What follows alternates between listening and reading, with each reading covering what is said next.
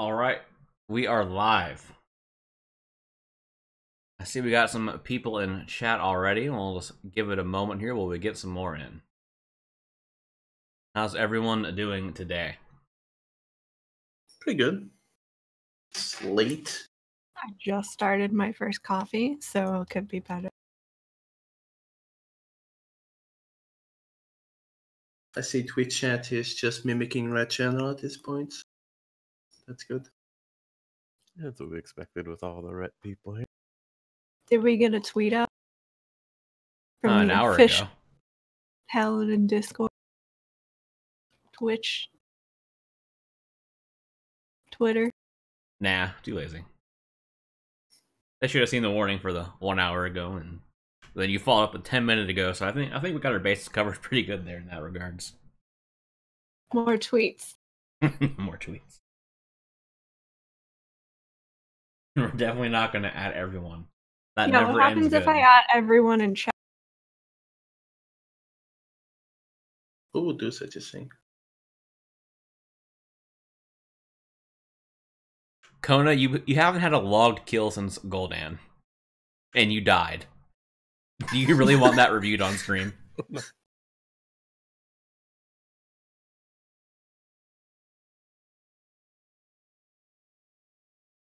We'll review you next Ret stream, Kona.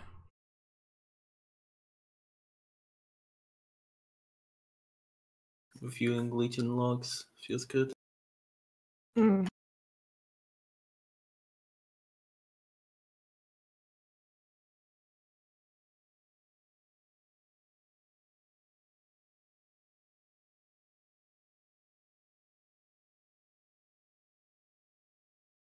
All right, so we have our guest here. The idea for the show is, like, obviously, as you can see in the channel, we're going to talk about some Ret topics, some general game topics that relate to WoW and Paladins in general.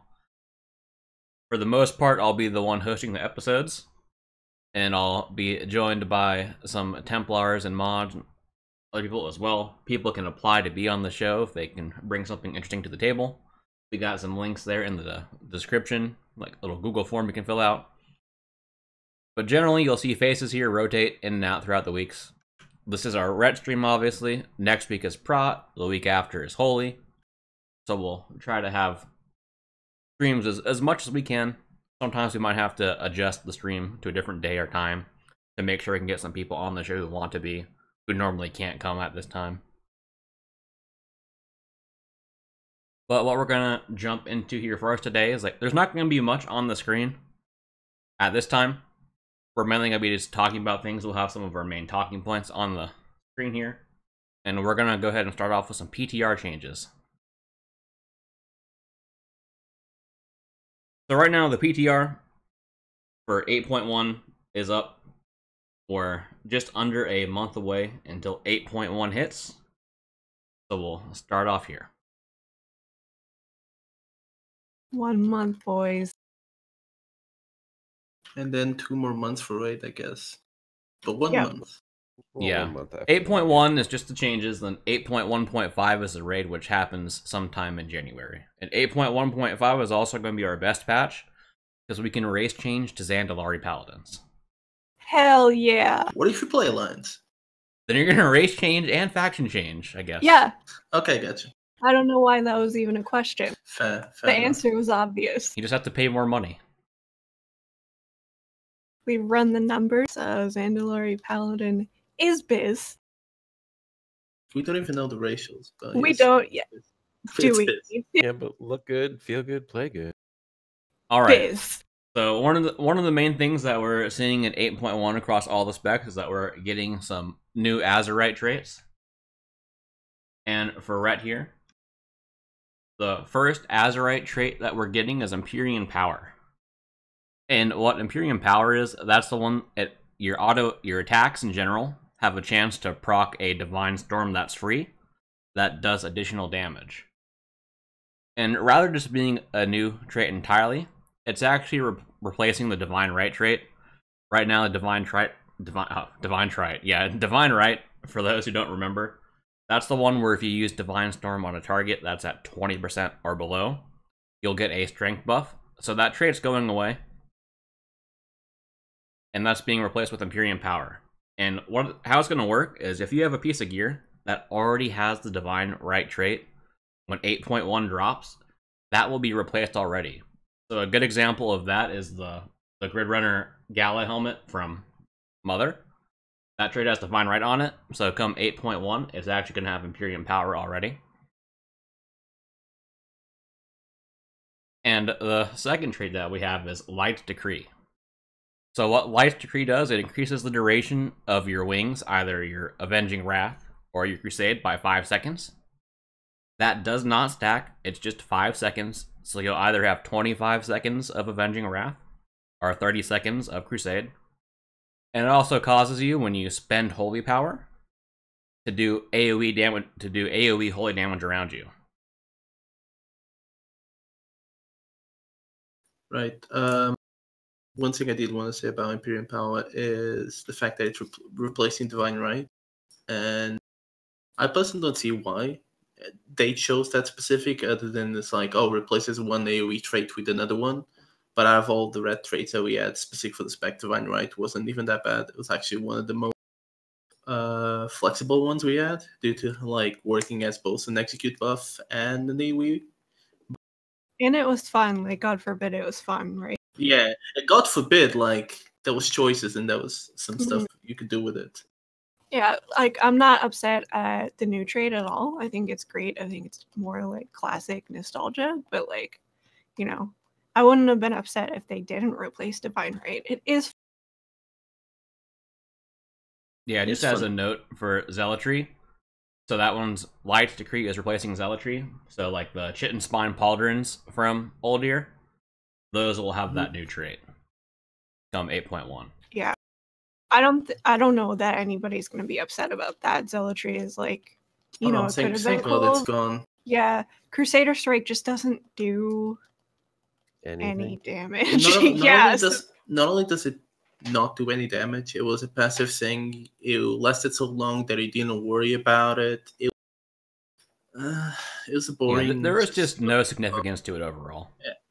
And as we discussed, like, in the past as well, it was like a trap talent where new players would see it much better than it actually is. Because like, oh, I press Crusader Strike all the time and this buffs it. That means it's such a... No, it wasn't that great. It has 2 charges, like, it's on a short cooldown, like, oh, this thing is gonna stack real quick, it's gonna be great. But really, it's like super. And what it does, it takes your Crusader Strike, which is weaker than your auto attacks, and make it slightly better than your auto attacks. So, yeah, I mean, it wasn't an absolutely horrible trait. It wasn't our weakest trait. There just wasn't much to it. It was nothing to it. It was like it just existed. Yeah, exactly. Right? Light Decree is miles better. Miles better.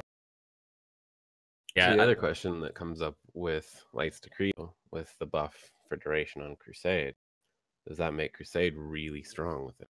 Because that was one of the big strengths of it in Legion, right? So with that extra 5 seconds, that's gonna be 5 seconds when you're already at 10 stacks of Crusade. So that is gonna bump up the value of Crusade. And it could potentially be a talent you might want to pick more often than not. Somebody asked, is Light's Decree whitelisted for mastery? If so, what are the changes? Yeah, last I checked the other day, for Light's Decree, it wasn't on the whitelist for anything yet. Oh, actually, I just checked again. Because it's not there, right? It's actually up there for mastery now. It is on the mastery whitelist. If it's up on the mastery whitelist now, I assume it should be up for execution sentence as well, and Avenging Wrath. Yeah. And Inquisition. Yeah. Anything that you wouldn't see right now is hopefully probably an oversight. So it looks like they have gotten to it now.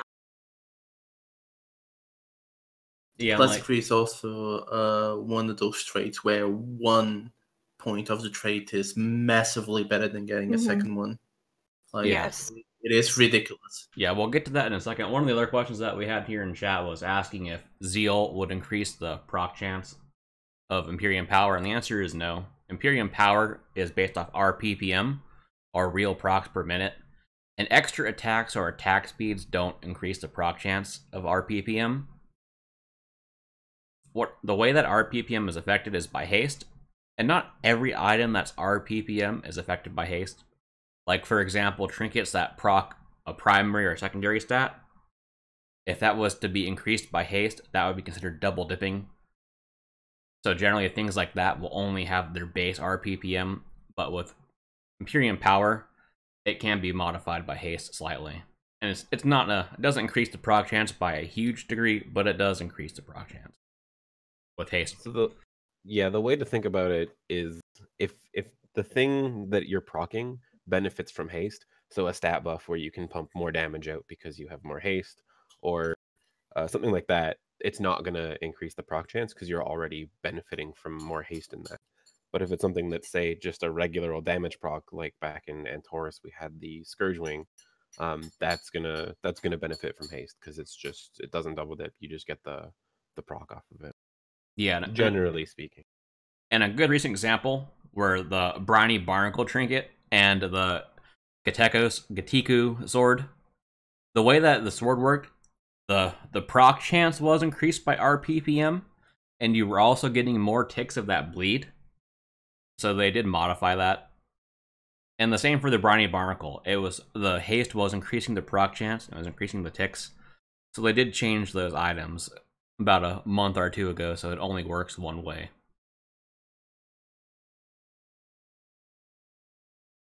Yeah, things like that, they tend to inflate the value of haste. And haste doesn't need any help getting its value. Yeah, exactly. And it does seem it's kind of annoying that there's not really just like a rule set. It's more like they try to make things not double dip, but things kind of fly under the radar a lot. That's why you see people thinking like Gatiku is so good, but it's really not anymore. So speaking of double dipping, Stone, you want to share what you've been doing? Oh god, no. So I race change a lot because I have problems, and because I managed to grab my hands on double Experg traits, I've been doing a lot of sims. And turns out, if you have double Experg traits and you are a dwarf and you have the right set of gear, and you have enough haste that you can get the extra hit on wings, crit goes up in value a lot, and I mean a lot. So 40% crit right now in Uldir. Yeah, for those that aren't aware or don't remember, the expurgation trait is when your Blade of Justice crits, it'll put a dot on the target, and coincidentally, that dot can also crit. So that's like one of the live examples of things that double dip. It is exponential as well. So the more crit I'm getting and the more gear I'm getting, the more crit is increasing in value right now. Yeah, and with that dwarf bonus of the extra critical damage, the Horde has their own as Tauren. Tauren have the same racial. It's not only just crit as well. Mastery is going up in value because of that debuff as well. Mm-hmm. And haste is just down there, I guess. No, it's a fun alternative build. But it's a very niche case, honestly. It's not something you should aim for. You can't really aim for stuff. Yeah, you kind of just slipped into that and found out that it's real cheesy. It's not like, you would easily be able to make this work, especially because it's just so hard to target Azerite pieces. Yeah. And we really don't want to promote the one right way to play narrative. No, this is just like, oh, I accidentally had a ton of cheese in my bag, so why not just use it? Yeah, and it's those little things. Yeah, little things like that. And one thing earlier that was mentioned was talking about how the first rank of Imperium Power and the first rank of Light's Decree are strong. So here's a preview here of a sim that was run a while ago. As you can see here, that Light's Decree and Imperium Power are definitely our strongest two traits that we have. So we definitely want to have one of each of those traits. Right now, I don't have stacking sims here for you. But the way it works is that ranks 2 and 3 of both of these traits, they're not worth it. These other traits that'll be available, because we'll have those 2 class rings in 8.1.5, or just on your current 1 ring now in 8.1 when that drops, you'll only want one of each. the second and third ranks don't increase the value currently. And if you look at live right now and look at other classes' Azurite traits, there are a few where the first rank is more valuable and the second and third ranks are slightly less, but there's no traits like these where the first rank is amazing and the next two may as well not exist. And so because that's a unique behavior to Ret only, and it affects both of our new traits, we're wondering if that's intentional or if there's going to be some sort of tuning slider for that. I know one way that they can make it work is with Azurite traits, the way they stack, the proc chances or duration increases, they don't stack. It's only like the damage or the stat gain that increases. So maybe they'll do a scenario where when you have extra ranks of either of those two, the damage bonus will be greatly increased to make it a possible viable option to have more than one trait, or at least make you not feel bad if you get stuck to having two. I don't know which design is better. I feel like valuing one trait over stacking is actually better for the game itself because it allows people to try other stuff. I don't like stuff that gets better over stacking, especially now because now it's worse because we have that one trait that's locked because you need the Uldir array, so you can only play around with two.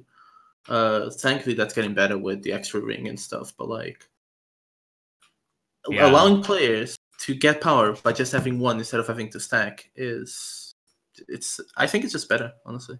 Yeah, it's definitely better, but it's still an issue in the fact that the second and third ranks literally have pretty much zero value. Oh yeah. So if you do get an unfortunate gearing scenario, you could possibly get stuck with your options are either, let's say you have Imperium Power, which is not very good, or you pick the next generic trait, and let's say the generic trait's something that's just not very good.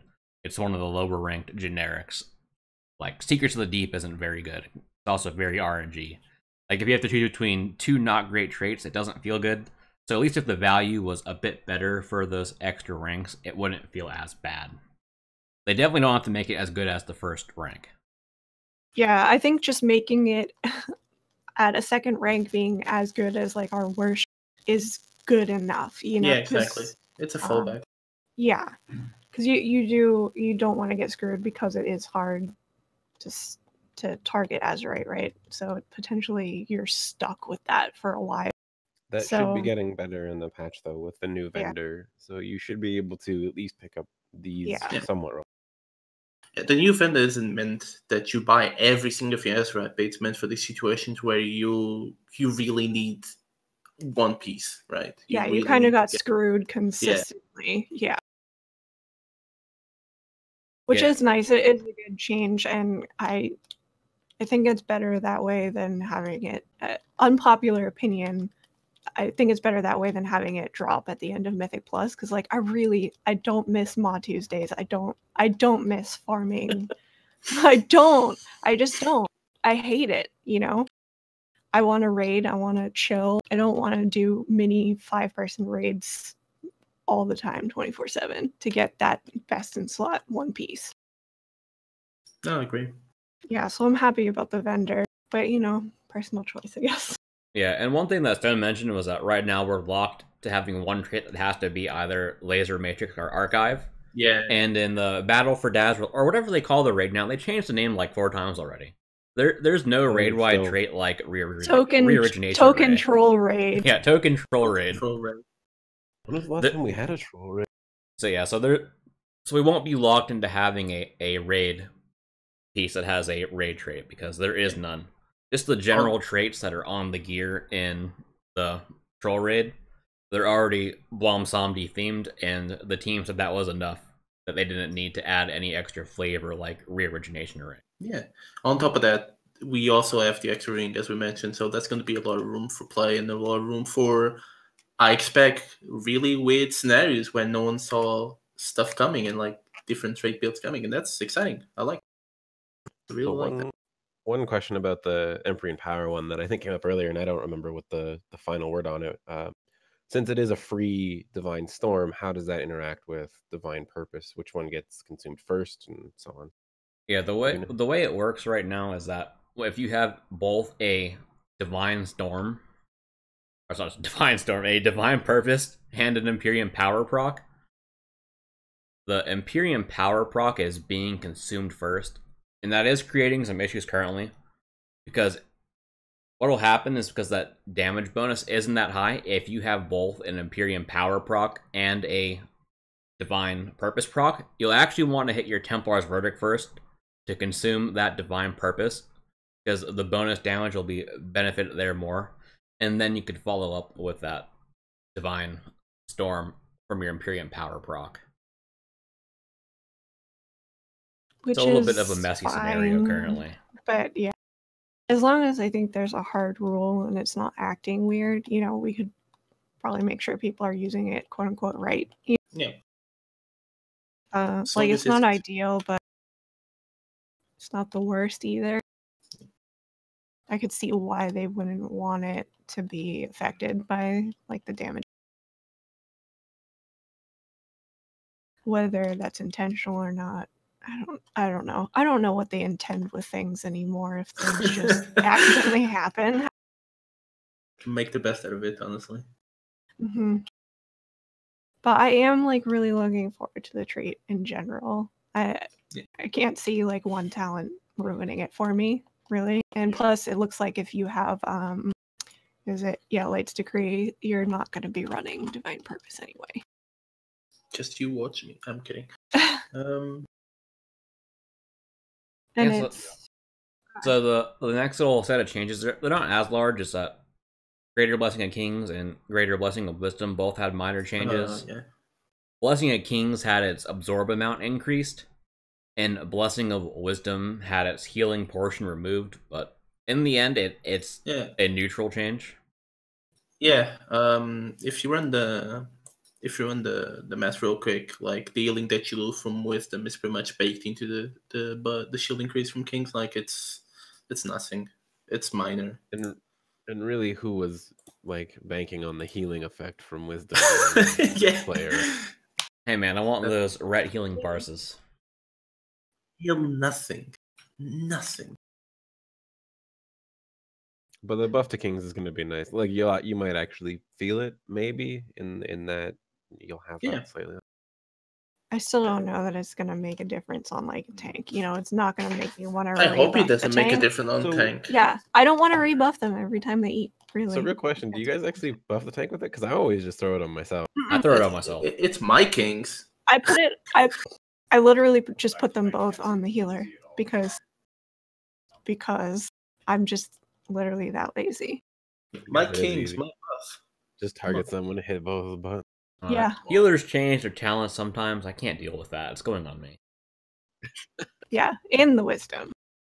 Because, again, you need to get that #1 healing parse as a Ret Paladin. Yeah, this is true. But yeah, they're minor changes. Not sure why they happen.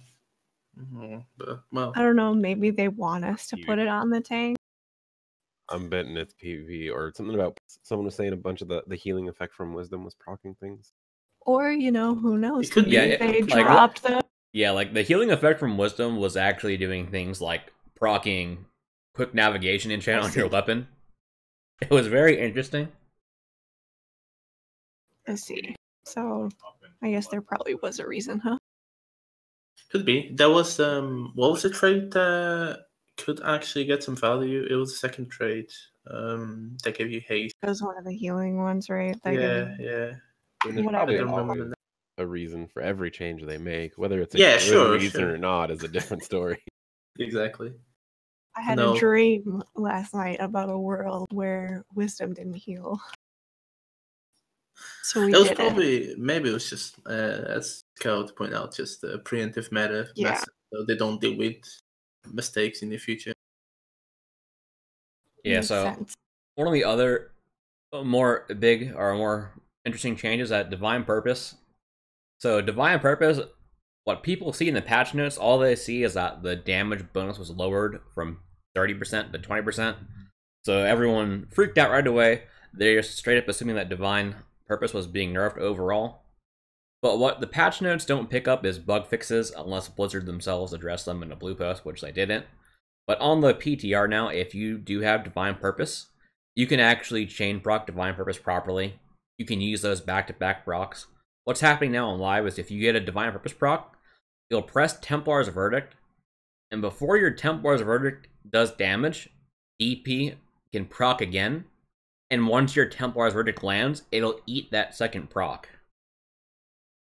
But thankfully that is fixed now, and with that being fixed, the damage is the same as it is on live for the most part. There's no effective change. One thing that I do find weird is how did that break between expansions where the functionality wasn't changing itself other than adding damage? I believe it was broken in pre-patch, wasn't it? It was once it was broken. It was once July. they added. Yeah, it was once they added the damage buff. Yeah, wasn't it? So my gut on that says the damage buff, and so now, especially with Crusade stacks, you can see it. Things that reduce the cost don't count the full cost for things like Crusade or anything that says Holy Power spent. So maybe something like that, where it's like, oh, you haven't actually spent it, so it procs it earlier, something like that. I don't know, something maybe. Yeah, it could also be a thing where the internal timings of how the effects work, they were just having the effect happen on the cast and rather than the damage event, and they could have just changed that as well. Who knows? There's tons of things that could. Yeah, there's a lot. No one knows. They changed a 1 to a 0 and it just broke. Like it clearly they don't really even know what broke it because it took them so long to fix. You know. Because they had to be aware that it was a thing. We are very Yeah, if there's one thing Ret is, it's loud. Loud, yeah. There's no way they didn't know. Yeah, we had a question here about if since our scaling is shit, are we doomed to be shit? And it's not that necessarily that our scaling is bad. Like our future potential, it depends on a number of things. It depends on encounter design. One thing that we suffered during Uldir is that Uldir heavily favored cleave, and we do not provide any cleave at all. Not only favored cleave, he didn't favor melee, so the melee spots were like small to begin with. And when you can bring the specs that both have bad execute and they can cleave, which we can, like it's really. And they also have tools to counteract that melee unfriendliness in terms of movement. So. And some classes, melee, like warriors and demon hunters and monks, they bring the buff and debuff. There just wasn't as much flexibility for raid comps.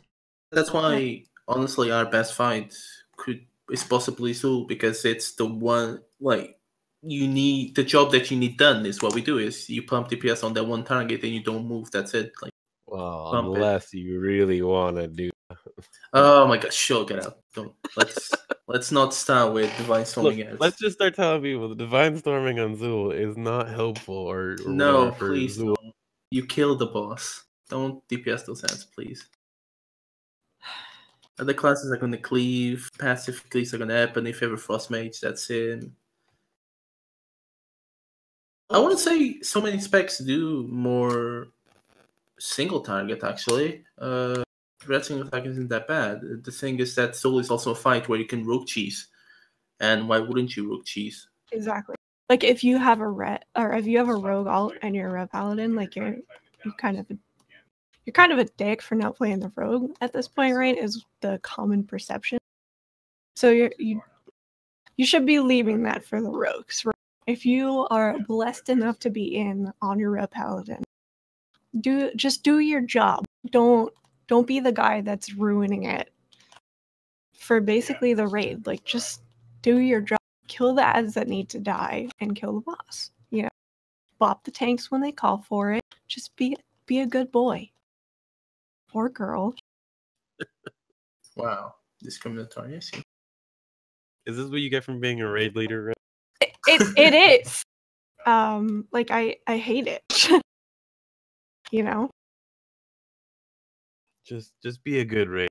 Exactly. Like, just do your job. If I don't notice you, then you've done well. On to the next change. We had some minor changes to Consecration. Consecration had a minor damage buff. It was originally doing 4.2%. of attack power per tick. That's been buffed up to 5% attack power per tick. And as far as Consecration goes, if we ignore the buff already and look at Sims, Consecration's already pretty much tied with Wake. But if you take a look at Lorecraft logs, there's really not many people at all using Consecration. And the main reason we see that is people, they don't want a spell that can be affected by movement, even though they have taken steps to make Consecration resilient to movement loss by having a long cooldown and a low duration. That reality still exists. So what we're wondering is, are they just buffing Consecration so people will use it? Because we know Blizzard said in the past, when community perception is that something is weak, sometimes they will over buff something just so people lose that perception. And we wonder if that's possibly a case here for Consecration. They're just straight up making it sim better overall to see if people will use it. Well, some of it's a usability concern too, right? Like, exactly. You do have that. You drop your Consecrate and it gets immediately moved, and that just can't, like, it never really happens with Wake. Sure, you can whiff sometimes and throw it off in a random direction, but you still get part benefit of it. I think the only benefit that Consecration has over Wake outside of damage would be that we sometimes, because Wake is so important, we sometimes decide to overcap Waked one. Because, like, yeah, sure, we want to know your power, but delaying Wake is worse. Whereas as Consecration, it's harder to overcap. But then again, that's not sure if that's enough alongside the damage to make people use it. Yeah, we've kind of had a long history of this, of like talents that sim better, but people just don't use because they're like a execution sentence has a long history of that. I don't know why, but I think at one point, like, Empowered Seals was technically simming better, and like nobody used it because why would you? You know, Consecration is the same. It's this thing where it's really easy to lose value out of, like, really, really easy, right? And it's just an extra button that's there to use too often, where you can hit Wake, it feels good, you hit it, you know, it does a ton of damage, you get 5 holy power, things speed up for a few seconds because, you know, it feels impactful, basically. And Consecration just kind of feels like an extra button that is real easy to mess up. And, you know, we prioritize it. It's not this huge spell, basically, is what I'm trying to say. Yeah, it's even easier to lose value on Consecration even without movement. Because when you use Wake, like Rep said, it's instant. The damage is there. Where Consecration, it's 6 seconds. If mobs die in that time, it's all of a sudden doing less damage overall. Exactly. Yeah, so maybe it sims better, but like it sure feels bad. And it's the ease of use for Wake is so much higher. It's just not worth it to use Consecration unless it's doing a ton more damage. People just aren't going to use it. You know, it doesn't. But then again, is there a solution? Even if you overbuff Consecration by a ridiculous matter, like forcing someone to use a talent that feels worse, is that a really good solution? Wouldn't it be better to like look at the talent again and say, how can we make this usable so people don't hate themselves, right? Yeah, it's definitely not the best solution, but I imagine, like, what can we do that's really quick that might change this was probably their thinking. Yeah. I mean, and the other point is, it's like using Consecrate isn't wrong by any means. Clearly, no. It's just, it's a bit harder to use. It does fill in some of the gaps in the rotation when they do come up, though. So you're not like, you don't have to worry about, oh, I have to hit buttons more often. Accept the gaps. I'm playing a 12% haste. It's just a thing that exists. Wait, did you just imply that haste helps downtime? That's the joke I'm doing. No. Yes, that's the joke I'm doing here. But yeah, it's just, I think the only fix for Consecration outside of like buffing it ridiculously, which I hope they is just changing it to not be Consecration anymore. Yeah. That's pretty much Consecration, though, in a nutshell. So the last little change here we have is Divine Storm. Divine Storm also had a damage buff on the PTR. On live, it's 92.8% of attack power. On the PTR, it's now 111.4%. And just for comparison, a Templar's Verdict is 194% of attack power. So with the new buff, technically, if you don't include any other factors, if you use Divine Storm on 2 targets in 8.1, it is technically a DPS increase without any other consideration. But being Ret, we have multiple things we have to consider. So the first thing we have is Righteous Verdict. Yeah. So when you have Righteous Verdict, that buffs your Templar's Verdict by 15%. That 15% is enough where you still would not touch Divine Storm until there was 3 or more adds up. And even excluding talents, so we have the Judgment debuff. If you have the Judgment debuff on one target and there's a second target nearby, that damage bonus to a single Templar's Verdict will cause a Templar's Verdict to do more damage than a Divine Storm that uses one Judgment debuff and one not. So this does effectively, this is not a cleave change at all. We're not going to be cleaving if this remains as is. And I missed it earlier, but there was someone asked if Empyrean Power would help improve our cleave. The answer is kind of, but you shouldn't think of it that way. It's just more of an extra benefit in any scenario. Obviously in cleave, if you do get those procs when that second target is there, it's nice to have, but it's not a fix. Yeah. No, this is just that's one thing we did not mention in Consecration, where there are scenarios where if there's ads coming within like 20 seconds intervals where you wouldn't be able to wake all of them, Consecration would be a little like, that's a scenario where Consecration could be considered better than Wake, like not better than Wake, like easier to use than Wake, but that's rare, and it's going to depend on the next raid design, honestly. Yeah, like one example of that, like what happens, like the way it worked in Uldir, where Wake lines up well with ads, or where Consecration lines up well with ads. So did Wake, because Wake is essentially just 2 times the duration of, or 2 times the cooldown of Consecration plus a few seconds. So the way they line up, it's usually going to favor Wake. Yeah. Yeah, because it's, if you have to choose between hitting 1 target now and 6 targets, like on Zekboss, in like 5 or 6 seconds, you know, you literally are just gonna hold it. You know, it's not like it's so much harder to use, because that, it's not like that situation happens on every fight, right? Yeah. Uldir was particularly, I don't know the word I'm looking for, but it lended itself to those burst windows and AoE kind of timings, which we're okay at, but we're not as good as other classes are. Yeah.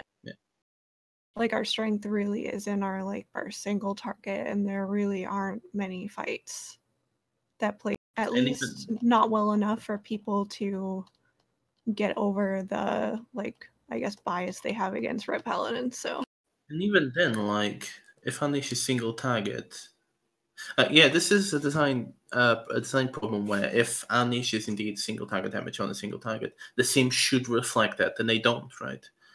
Like, if this is the one thing we have, we should have been above other specs by a margin at least that justifies us not having the other tools, and that's not the case. Where we see classes with cleaves and classes with other things, with raid buffs and other utility stuff, and just mobility and just what we're weak at, we're very, very weak at, and what we're strong at, we're only mediocre at. Which exactly.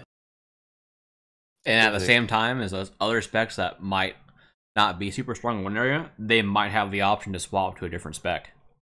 Whereas Ret, we're just Ret. Yeah. And it would be better, you know, if we had some better raid utility or whatever. But at this point, we're kind of master of none.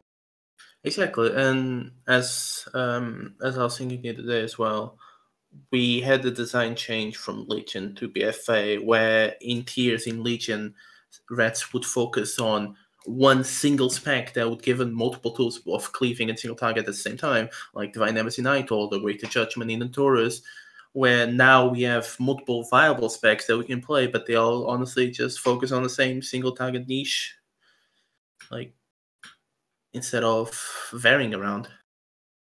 We went from one spec that does a lot of things to many specs that do the same thing. Yeah. It just, to me, this is kind of where we've always been at. We have like peaks where we're really, really good at one thing or whatever. But at this point, I'm used to us being mediocre. Yeah, one thing I wanted to touch on here is talk about like things like Righteous Verdict and the Judgment debuff that are percentage increases. Mm-hmm.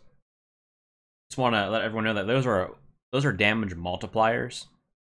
So, like, for example, like I mentioned, Templar's Verdict is 194% attack power, and Righteous Verdict is 15%. So the way that works, it's not 194 plus 15, so it wouldn't be 209% damage. It's that 194 times 1.15 for 15%. So I'll just actually do this 1 second. Here, so you have your 194% attack power. You have your Righteous Verdict buff. It's a multiplier, so it's actually 223.1%. And if you want to factor in that Judgment debuff as well, that Judgment debuff is 25%. You would multiply it again. You add that 25% in. So our single Templar's Verdict there, as an example, could be doing 278% attack power. And most increases that are percentage based in the game are multipliers. The same thing applies to Inquisition. Some people might think Inquisition is an additive percentage. It's not. So the way it works with haste, for example, if you have 15% haste, you would have it as 1.15 for 15%. And Inquisition adds 7%. So it wouldn't just be 22% adding a 7, you would multiply it by 7%. So it's actually 23.05% haste. So all the percentages, at least right now for Ret and our traits that we see, those are damage multipliers. I just want to point that out. And just as a jumping on that bit, the Inquisition, sometimes it's hard to see, especially when you have low haste already. It just looks like 7%. It's easier to see that change when we have more stats, and when you can see you're not just going from 15% to 22%, you're going to 23 and stuff like that. Yeah, like I just changed it to 5% here. Like if you had 5% haste, if you added 7, it would only be 12. And even with Inquisition, because it's such a low base haste, it's actually 12.35%. So at a quick glance, you might think it's just 7. It also works like Crusade also multiplies the haste off. And I think Heroism or Bloodlust also does. Yep, yeah, Bloodlust is a multiplier, Crusade is a multiplier. So those can scale pretty well together.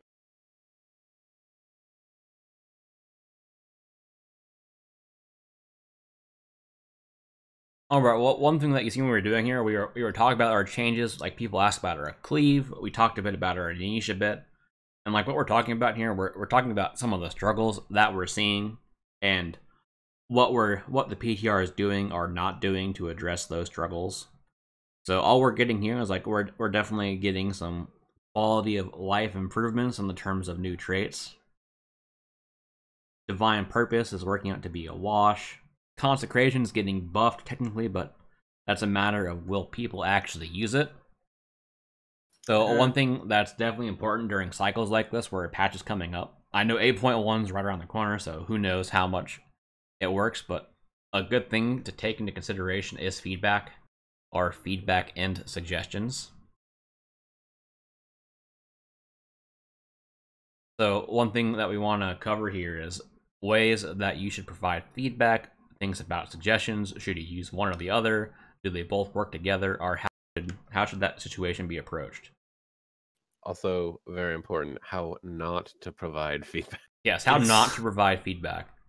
Yes. And thanks to the Sure. recent Shaman Blue post, we do have some examples for you of how to not provide feedback. But we could, not to pick on shamans, we could literally use any blue post as an example of how to not provide feedback if you look at the replies. So I'm not singling anyone out there. Alright, so we have feedback versus suggestions. So a lot of times what you'll see is, with feedback is describing how you feel about a certain ability, how it works, what you like about it, what you don't like about it. Or there's a suggestion. You're putting your opinion, like, hey, I think that Crusader Strike should be changed to have a 4.5 second cooldown. And a lot of times what you'll see is on those forum posts, when people reply to something, a lot of times there isn't actually much feedback. It's usually someone's saying that they want this change or they want this change, or what you'll see is someone will have like a giant list of just changes of what they would like to see. And sometimes you gotta imagine Blizzard, when they're looking over and seeing some of these things, they come across a post and it's a giant list of something that a player wants. It could, rather than looking like suggestions to them, it might seem more like a list of demands. So we definitely want to make sure we're taking steps against that. They also don't necessarily understand why people are asking for changes. And I think it's really important that you address why something feels bad or why you want to change, because the change that you think is right isn't necessarily always going to be right. So if you're just throwing a suggestion out there, they're going to be like, what? No, that's a terrible idea. Where if you are like, this is why I'm suggesting a change, they can maybe come up with a compromise or something like that. Yeah, what you're doing there is by taking that time to explain why you don't like a certain ability, the way that functions, as Blizzard's getting that clearer picture. Okay, these are the issues that the community is seeing with this skill. And what happens if multiple people are saying the same thing, are responding, saying, yeah, I'm not a fan of I'm not a fan of Crusader Strike now because it has that longer cooldown. It's slowing our rotation down. Like downtime is a popular issue. So just on that, specifically on Crusader Strike, you can go in and be like, Crusader Strike needs to have a lower cooldown. And that's, one way of telling them how you feel. The other way is, as Skeletor was saying, you go in and you say, hey, I have this downtime in my rotation. It doesn't feel good when I run into a global or two with nothing available. I think that a shorter cooldown on Crusader Strike would help alleviate this and make this. Like, those are two completely different ways of approaching the same issue that you have. And one of those ways, the second one, is going to get a lot more traction or get on the radar a bit more and be a better way of telling them how you feel. Yeah, and one way isn't necessarily going to get like no matter what it doesn't mean that things are going to get changed. But if they see a lot of people complaining about one thing, at least they know where we're coming from. Instead of just saying this needs to happen. That's a lot of people saying different things need to happen because everybody just has a different opinion on how things need to be fixed, if that makes sense. So really just taking the extra second to add in, I think that this should get changed because the downtime is actually really, really helpful. And they may not come up with the same solution that you do. They may have different solutions or different things they want to do, but that doesn't mean that they didn't hear your feedback or want to do something like that. Like, just because they didn't reduce Crusader Strike doesn't mean that feedback wasn't helpful in helping them get to another part of the spec or something that needed addressing. Or like when Ret's overall were addressing issues, I think a couple of months back, they were, as we know, like, we complaining about Cleave, complaining about AoE in chat, and some people even complain about some talent variety, and they address it in a way like we didn't think they would. The Light's Decree talent, right? No one even thought that was an idea, like that was a possibility. And it does address part of the issue. Is it enough? At least it's something. And it wasn't a suggestion the player gave. Like, no one specific said, add this exact trait to try and change that situation. Yeah, you're very rarely gonna see like a popular post in the forums saying do and have that actually happen. But you'll see a forum post saying these are the issues I think we have, and then you'll see Blizzard kind of take steps to fix them, hopefully, even if it's not, everybody can agree that there's a problem, but usually people don't agree on how to fix the problem, is all I'm saying. Yeah, and what it also does is, like, let's say like you're at your job, if there's an issue, is it something that you would prefer to solve yourself, or do you want someone telling you what to do? A lot of people, they feel a lot better if they're able to fix an issue on their own, if they're just given a list of things to here, just do this, or here's what we're experiencing, can you do something for us? And a lot of that mentality, I think, like at least for my personal experience, and just for reference, I do live in America, which you could probably tell, but like an example here, like at my last job was, let's say that we had an issue with something, a process, a work process or something, we could go to our manager or maybe our manager's manager, whoever we're talking to if we're in a meeting. We would tell them that we're having issues with X system, and what would happen a majority of times, they'd be like, well, what are you gonna do about it? And sometimes you might have an answer. Maybe you went in there, you had an idea for them, but maybe sometimes you let them know that at this time you don't know what you can do to fix it. You just know that you're experiencing issues, and you're hoping that dialogue that's going on will help and get some ideas. But a lot of times you'll get met with, well, if you don't have a suggestion for me of what to do, why'd you bother telling me? So it creates a negative feedback loop there. And with the Blizzard, it's a bit different.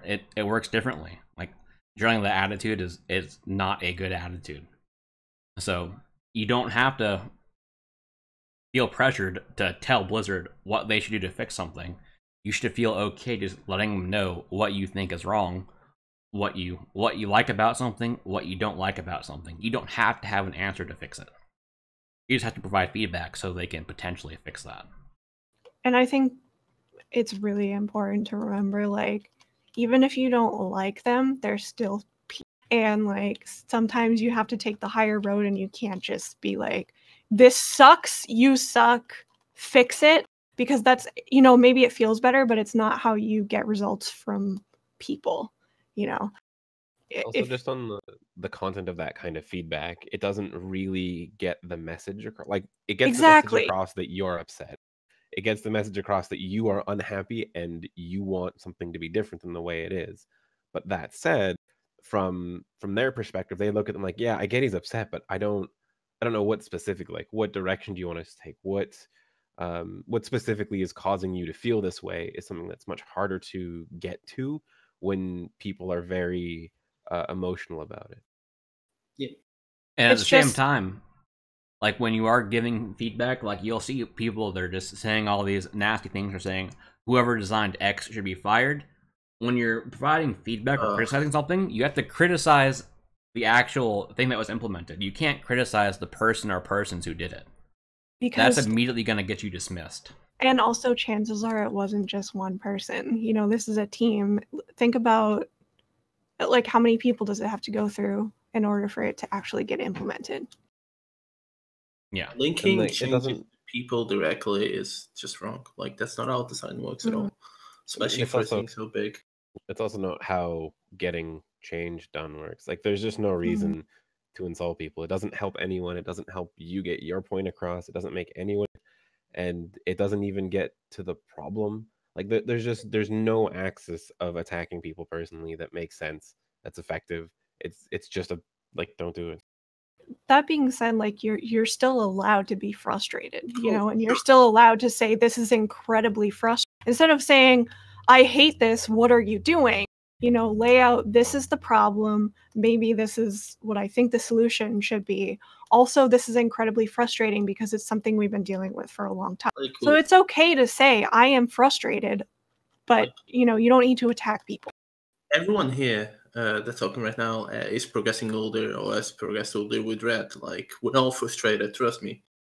And also, it's the avenue. Like, if you're posting on the Blizzard forums or tweeting out Warcraft devs, your response is different than in Discord. In Discord, I mean, we're there, we meme around, we say what we want to say in Discord, because we don't generally consider Discord chat a means of what Blizzard's using to affect change. They rely on the forum.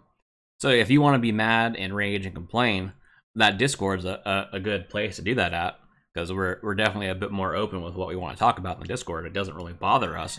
But when it comes to actually trying to get a change or express your ideas, you want to make sure that's on the forum or on the Twitter or on the Warcraft Web's Twitter, and you just want to make sure, like we said, that you're letting them know what you think, like why this is and what maybe could fix it if you have an idea. Yeah, it's you're allowed to sit here and rant about stuff. Like you're allowed to be frustrated. Just do it in the right place and in the right medium. Exactly. And trying to give feedback is not the right place to rage, even if it does feel better. Like we're all passionate about the game. Everybody, like the only way that you can be that upset about things is if you're passionate about the game. And so are the devs.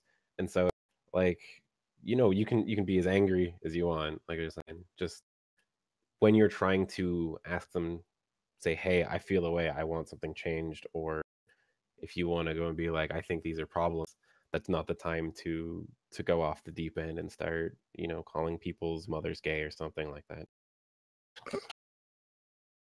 Yeah, and like Fardian, we have Fardian chat there. Hi, Fardian. And one thing he said, like he plays on EU, and EU forums, they are dead. The EU forums are dead, and that's definitely an issue. So one thing that, again, some good can come out of Discord. Like if multiple people have the same issue, some people are EU, some people are US. Maybe you guys could both post your own versions of threads. You can have one on EU. You can have someone post the same information on the US. You can work together in that regards. Yeah, and people in general are willing to do that. I think most of our feedback posts have, you know, gone over pretty well. And even if it doesn't seem like it doesn't seem like anything's happening, you can look at other classes that just don't have the same amount of voice that we do, and they're significantly worse off than us. A lot of our problems can be fixed with just tuning. There are classes that just have a very small player base and none of them really speak up, and they're like really flawed on a at their foundation, basically. Yeah, I'd argue that Ret's got some pretty rough foundational problems with the special. Yeah, the thing is that Ret has a foundation, as rough as it may be. Then there's classes like shamans who don't have anything; they just kind of exist. Exactly, and they're just turning those tuning knobs for shamans. They're not really changing anything for them, and it's not working out for them. Because right now, shaman, they do okay damage, but what does shaman bring is the question. They don't know. Exactly. Like we could exist this expansion without major changes, major like talent changes and stuff. We could do fine and have fun this expansion. There are classes that are deeply, deeply flawed. You know, I think our kit could be fixed a lot with numbers. Obviously, not everything. We have dead talents. You know, it is what it is, but I would say that Ret is way better off just by how loud our voices are than other classes. I do feel that's a negative point for us as well, because Ret is, if not the most played, if not one of the most played specs in the game, and you can tell most of the changes they do to Ret, they're really cautious, right? Like they are really afraid of touching or like buffing Ret just a little bit too much because of how much players they are, and even in this tier where Ret is unfavorable, it's still like above average on players, like on logs, but in terms of numbers, right? In terms of how many people play the spec. Actually. And being a melee, an undesirable melee, and still being above the number of people, like the average number of people that play a spec, is weird, right? So you can only imagine if Ret was up there, right? Like the best melee for every situation for this rate. How many people would just play that? Like there are a lot of Ret Paladins. Yeah, I mean, you can bring up the famous statistics on Warcraft logs for all of Mythic Uldir, the one that everybody likes to link where Ret is at. But for number of parses, for every single spec for DPS, Ret is still 8th. It's still everyone is playing the spec still. You know what I mean? And that's just in raids. It doesn't even consider the casual players that don't raid. Yeah, exactly. Yeah, exactly. So this is even just looking at mythic rating. You know, on paper it looks really bad, but people are still playing this. You know. Also, just to jump in on the like, it feels like a lot of doom and gloom and like, oh my god, that's the worst. For most raiding groups, I don't think you're gonna, be tanking your raid team by bringing the Ret to the raid team. Yeah. And that said, yes, it's definitely one of the lower performing specs to put it, but it's still viable. And so, in terms of being cautious, and there's a lot of people playing it, you can see how that would swing completely the other direction if it got buffed by too much. It's also like thinking logically about it. So if you're progressing in the raid tier, right, and you're not a hardcore guild, you're in the casual guild, you're like third boss and mythic, fourth maybe, and you're having a hard time competing with other melees in your guild, right? You can't force change to happen. The only thing you can do and hope is just you have to get better, right? You have to get better at your spec. You have to understand the spec more. You have to practice. And because that's the actual change you can do as a player to make sure you get brought. Because everything else is out of your control. At the end of the day, like how the spec is balanced is out of your control outside of feedback. So yeah, and one thing that we're going to do here a little bit later is we're going to go over a log. We're going to take an example, and we're gonna show you how you can take a look and see what you can do for yourself to make your own performance better. And if your guild or your raid leader or your officers see that you're doing better and better, we'll have a higher incentive to bring you to a raid, most likely, if you're in a scenario where you're not in a top 10 guild. Like really, like the class balance, it filters down from that top 10. They see what the top guilds use, they see Ret's not used, and that view just filters down through the community. But even looking at the leaderboards for the Hall of Fame, Rets are present in the Hall of Fame on first kills. So it's viable. It's not ideal, but it is viable. So if you're in a guild and you're, like Stone said, only a few bosses in, if you're not being brought, maybe there's a small chance you're not being brought because your guild is sticking hard to what that top meta was. But there's also the strong possibility that it's what are you doing as a player that could be better. Even looking at like what the top guilds are doing, Ritoli's was in on Methods Prog for Gahoon for a very. I'm pretty sure he only switched to Holy because one of their healers had like a car or computer broken down or something or got stuck at work. Yeah, that was the only reason they didn't have a Ret in for that first kill. They got to the point where they needed to bring the people that had seen the fight, and so even literally world first, they are valuing who has seen the fight to a degree, you know. So I'd say to people, if you're stuck in a guild that doesn't want to bring you because you're Ret and you're actually parsing well, you're living, you're doing mechanics, you know, maybe it's time to find a new guild.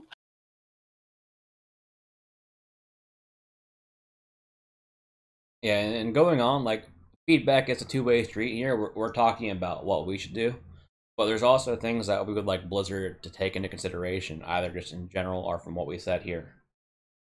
So one thing that Blizzard needs to do is, right here, my cat meowing. What are you doing? You already ate. Gotta be quiet. One thing that Blizzard, we've seen a lack of, if we compare like the Legion Alpha and Beta period to the BFA, there was a lot less communication overall. Like one of the big things, like let's use Celestalon as an example. A lot of people, they might not necessarily agree with the changes he did or the things he did, but one thing he was good at was communicating with the player base. We had that massive theory crafting thread during Legion Alpha where he would respond to everyone's information for how the game's working on the inside. What information do we not see? How can we model these things so we can implement them in SimCraft or do other things? He was very good about communicating those changes to us, and if we look at BFA, we didn't have that.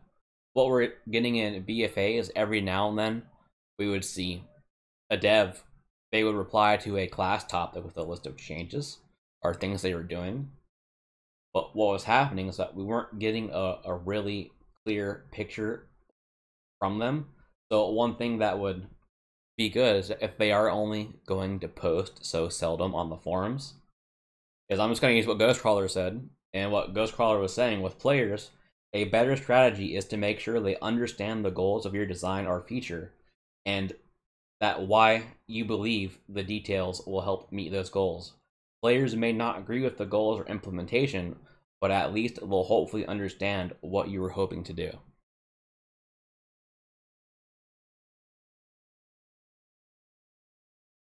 Yeah, I think it'd be really nice to just get some more, like, hey, yeah, we know there's issues, we're looking at it, or just like it's on our radar.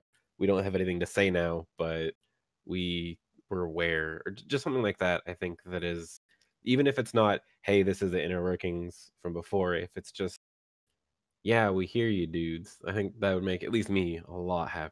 Exactly. Yeah. Yeah, And yeah. I know that's hard for them because they don't like there's going to be backlash. But like there's already to me like you're probably if people are unhappy you're not going to avoid them being dicks. So just come in and say, you know, we hear you. We know that you guys think that this is an just so we know because they always say, "Oh, we read the forums." But like how are we supposed to know that? Yeah, and that's one thing that they should take advantage of. I know people in our community, such as Theet, they've been saying this for a while now, is that Blizzard, they have these community managers, they're engaged in the community and the forums. What they should do is, like, I feel Blizzard, they feel like some of the feedback they're getting, they're not sure if they can trust it or not. They don't have a good system to filter that feedback to what's good or what might not be so good. They should take advantage of their community managers.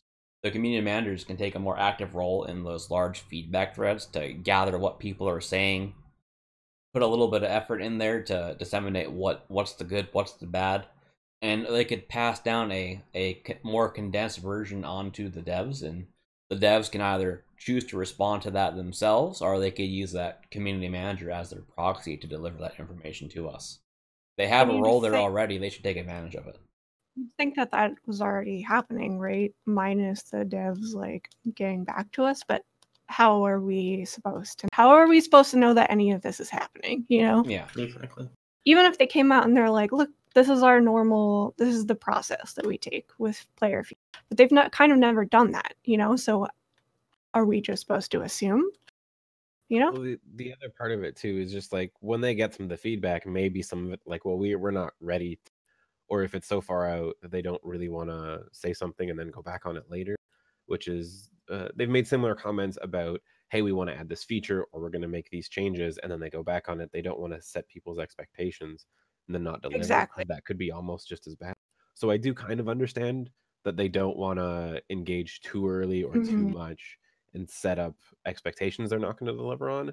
But at the same time, I think just saying, yes, we hear you, we're not ready to do anything, or we're not ready to commit to anything, and maybe like even just wishy-washy, hey guys, we see that a lot of you feel the same way. That's all.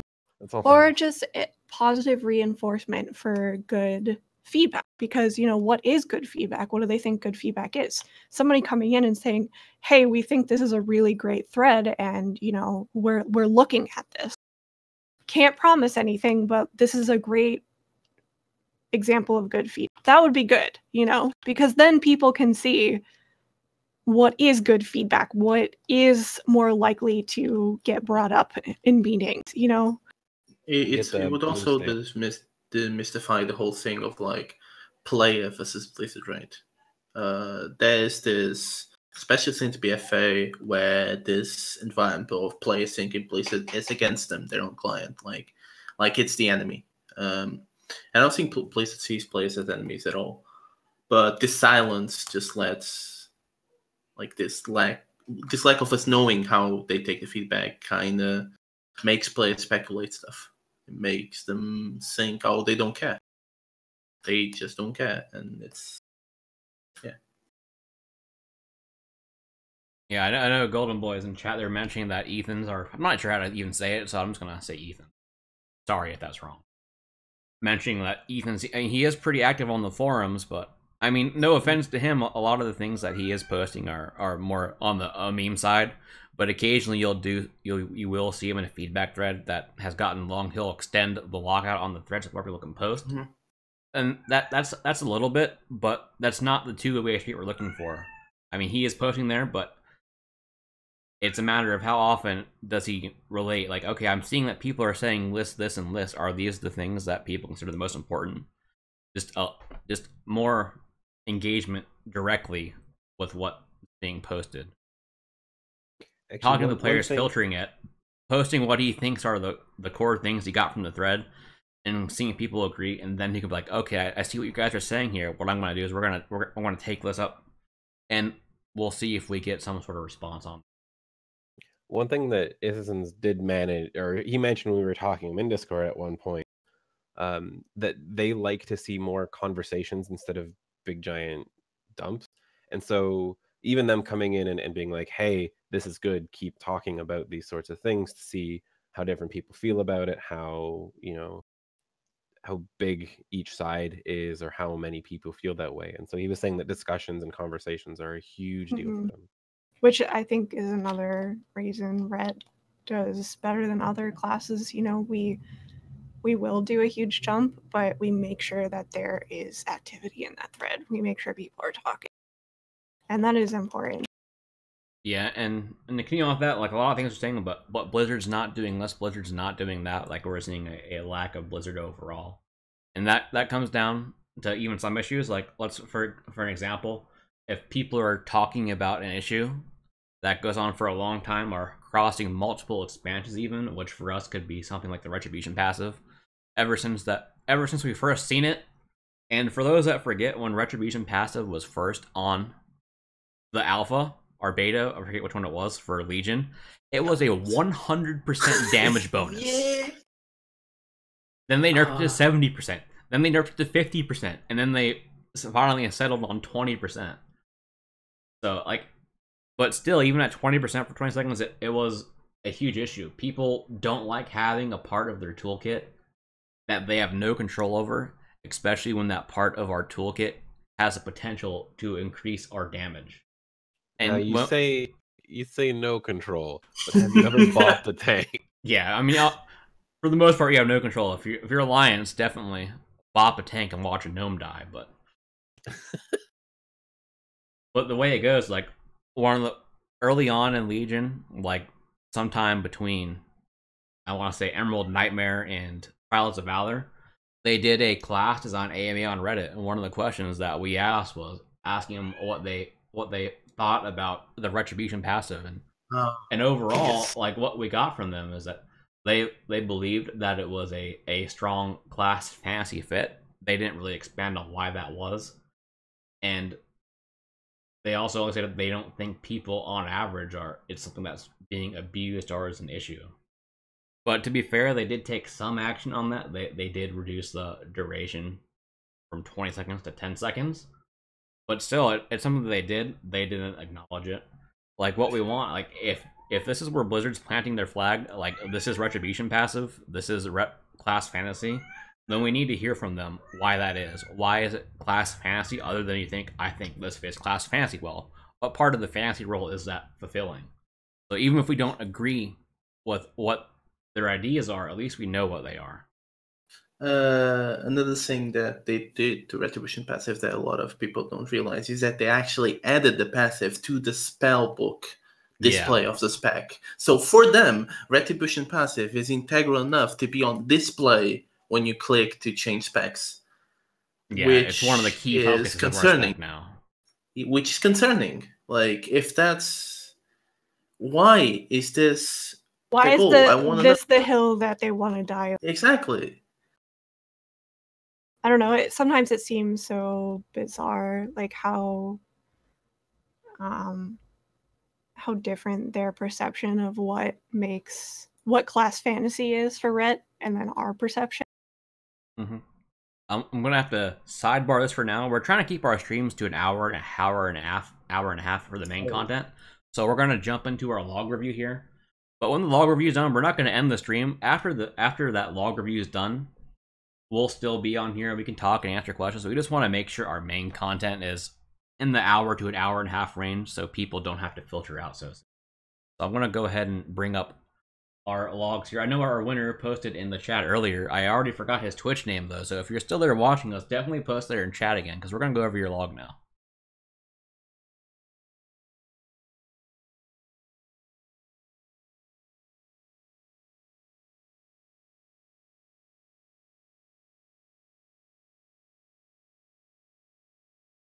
All right, so we have our winner from our log review here. And for his log, he has chosen a Gahoon Heroic kill. Like straight off the bat, that's an interesting fight to analyze because it depends a lot on how your raid handles the fight. Yeah, because Gahoon, it's definitely, there's a lot of moving parts to this fight. This is one of the fights that definitely takes some more time to analyze, and because of that, because it is a somewhat intense fight, even by heroic standards, there is a lot that we could take from here. So our person that we're reviewing here is Artorigus. I'm probably saying that wrong, but I apologize. So we'll bring up his log here. And what we're going to do is, to make it easier, because Gahoon is multiple phases, we're going to change our drop down to phase 1 and focus on phase 1 first. But right before we jump into phase 1, usually the first thing that we do when we go over someone's logs is we'll go to the summary page and we'll see what gear they were using, what talents they were using. And one thing that we see here is that Zeal and Fire as a Justice are both being used. That's a pretty uncommon choice. And if we look at the Azurite here, he's running 2 points in Zealotry. So one of the first things that we wanted to do is we took his character as it was, and we put it into raid bots, and we wanted to see if within his own gear, if there was something he could change completely passively just to get a DPS increase. And there was. We reran his character here, and there was a few changes that could be made. Like for him, the better performing talents happened to be Righteous Verdict and Hammer of Wrath. And also some of his Azurite traits could be changed on his gear as well for increased damage. So he was sitting at 17,040 DPS there. Also wanted to note he is missing a gem in one of his sockets, so putting a 40 stat gem in there is definitely a benefit. So if we scroll down here, this is his current combination. He's at 16,743 DPS. So he has a free 300 DPS just by changing his talents and some of his Azurite traits. So that's a good first step there. This also goes back to an early point where Zealotry seemed like a trap talent, and you can probably show here maybe he just went by his head like, oh, if I stack Zealotry, that's gonna be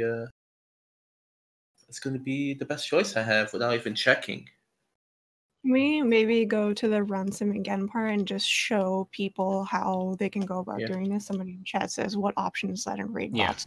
So on raid bots, you come here, you paste your information from your SimCraft add-on. So if you don't have it, you can follow the steps. But you do your /simc, you paste your gear into this box, and it gives you this screen. If you have other pieces of gear, it will show up here, but right now it's just the gear he's wearing.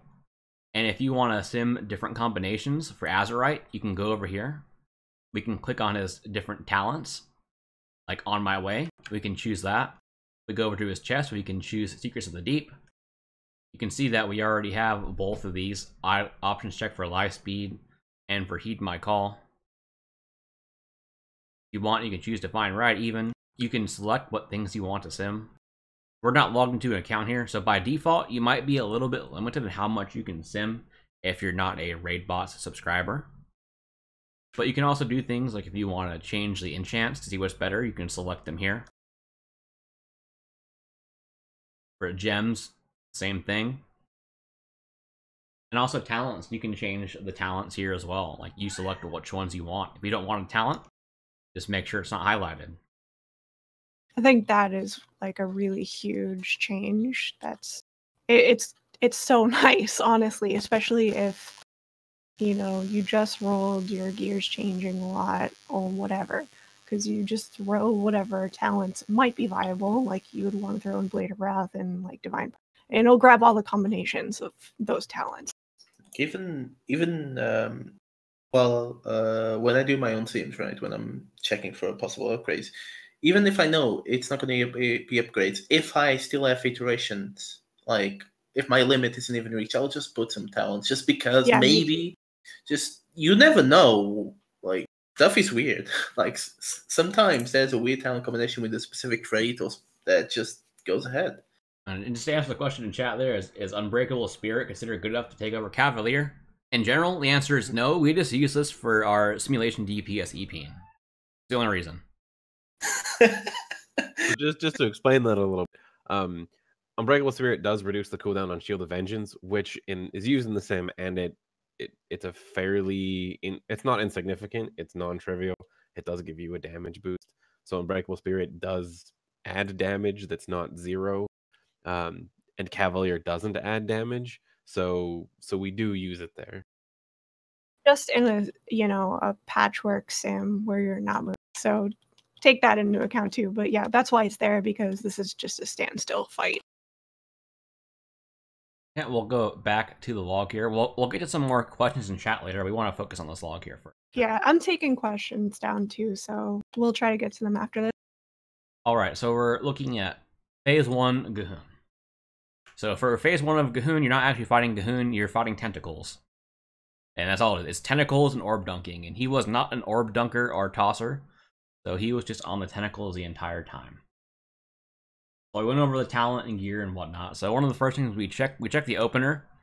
And the opener isn't make or break. If you do your opener wrong, it's not that your DPS is ruined. Just the opener is a good way to gauge how a person might have what their understanding of the spec is. So we'll go to the opener here, and to do that, we just go to casts. Then we change the view to timeline. And it shows the opener here. So what we see here is he went Judgment, Blade of Justice, Divine Storm, Crusader Strike, Inquisition, Wings, Wake. So, but opener was a little bit off here. And every now and then someone can mess up their opener. I'm not sure if this happens on other fights or not. But in general, for an opener with this talent setup, you would expect Judgment or Blade of Justice to be first, which was. That would be followed by Inquisition.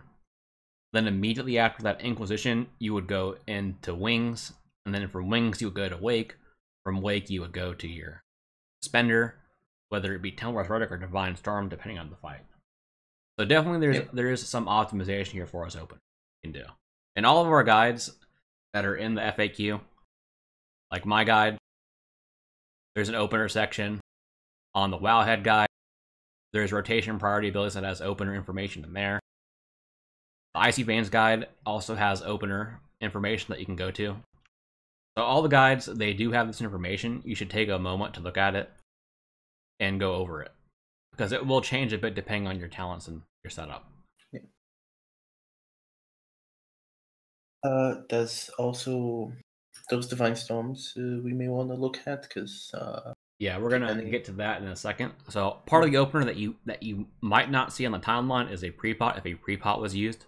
So we can go to the buffs here. We'll go back to table so it's not cancerous to look at.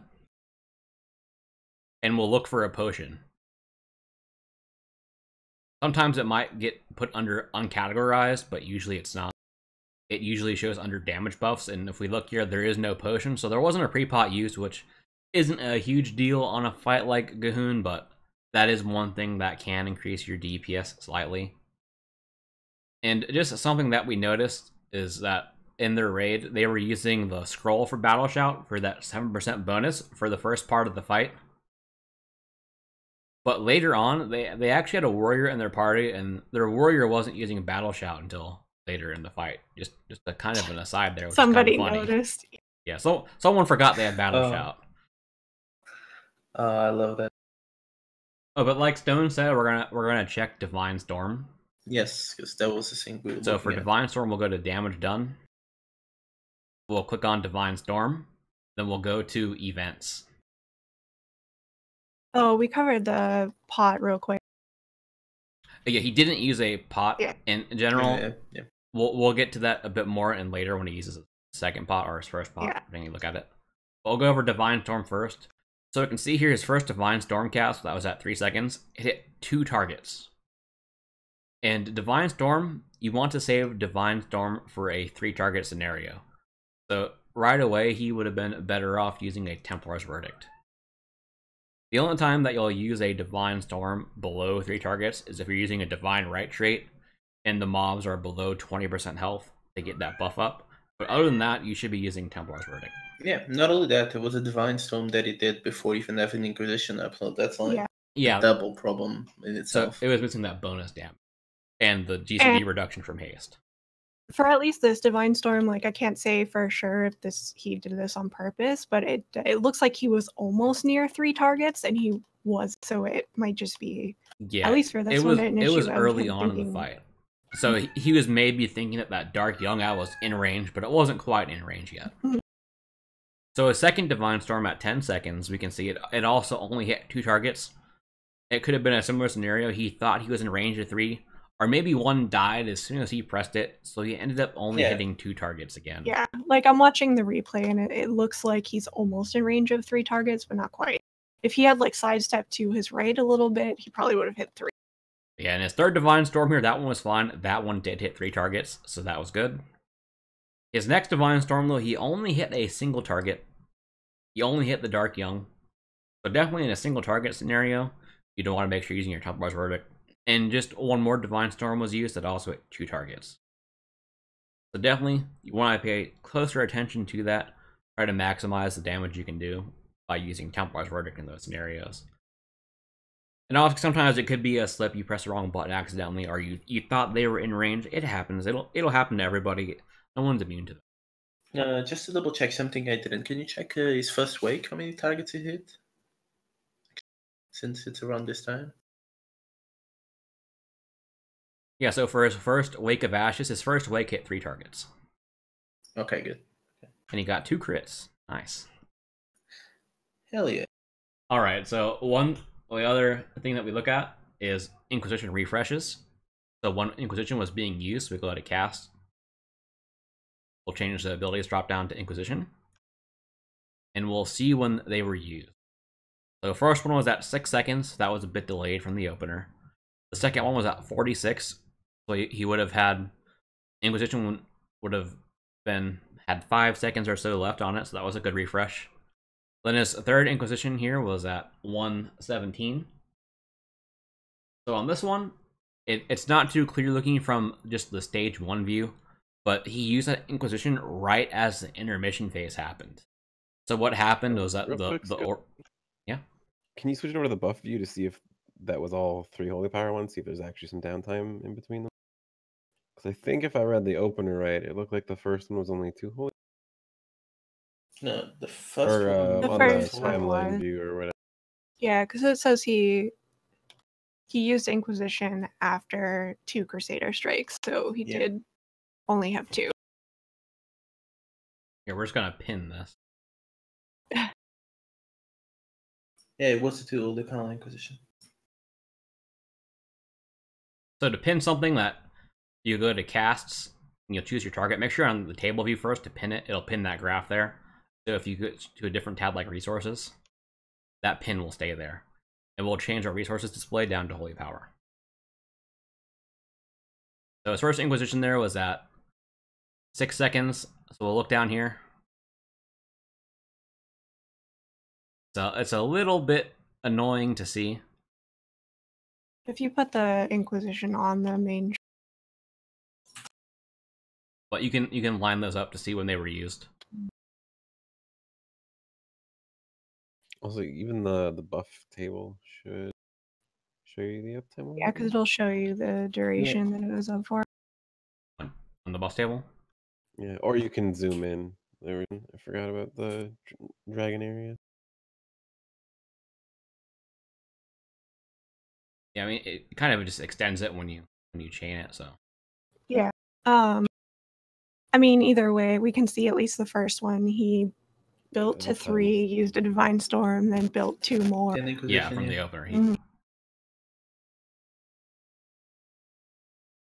So there's definitely some like oopsies going on here, and whether that's like just a mistake or what, it is kind of easy to fall asleep in the first phase of Gohoon. Yeah, and just the last little part here from the first phase is the holy power usage.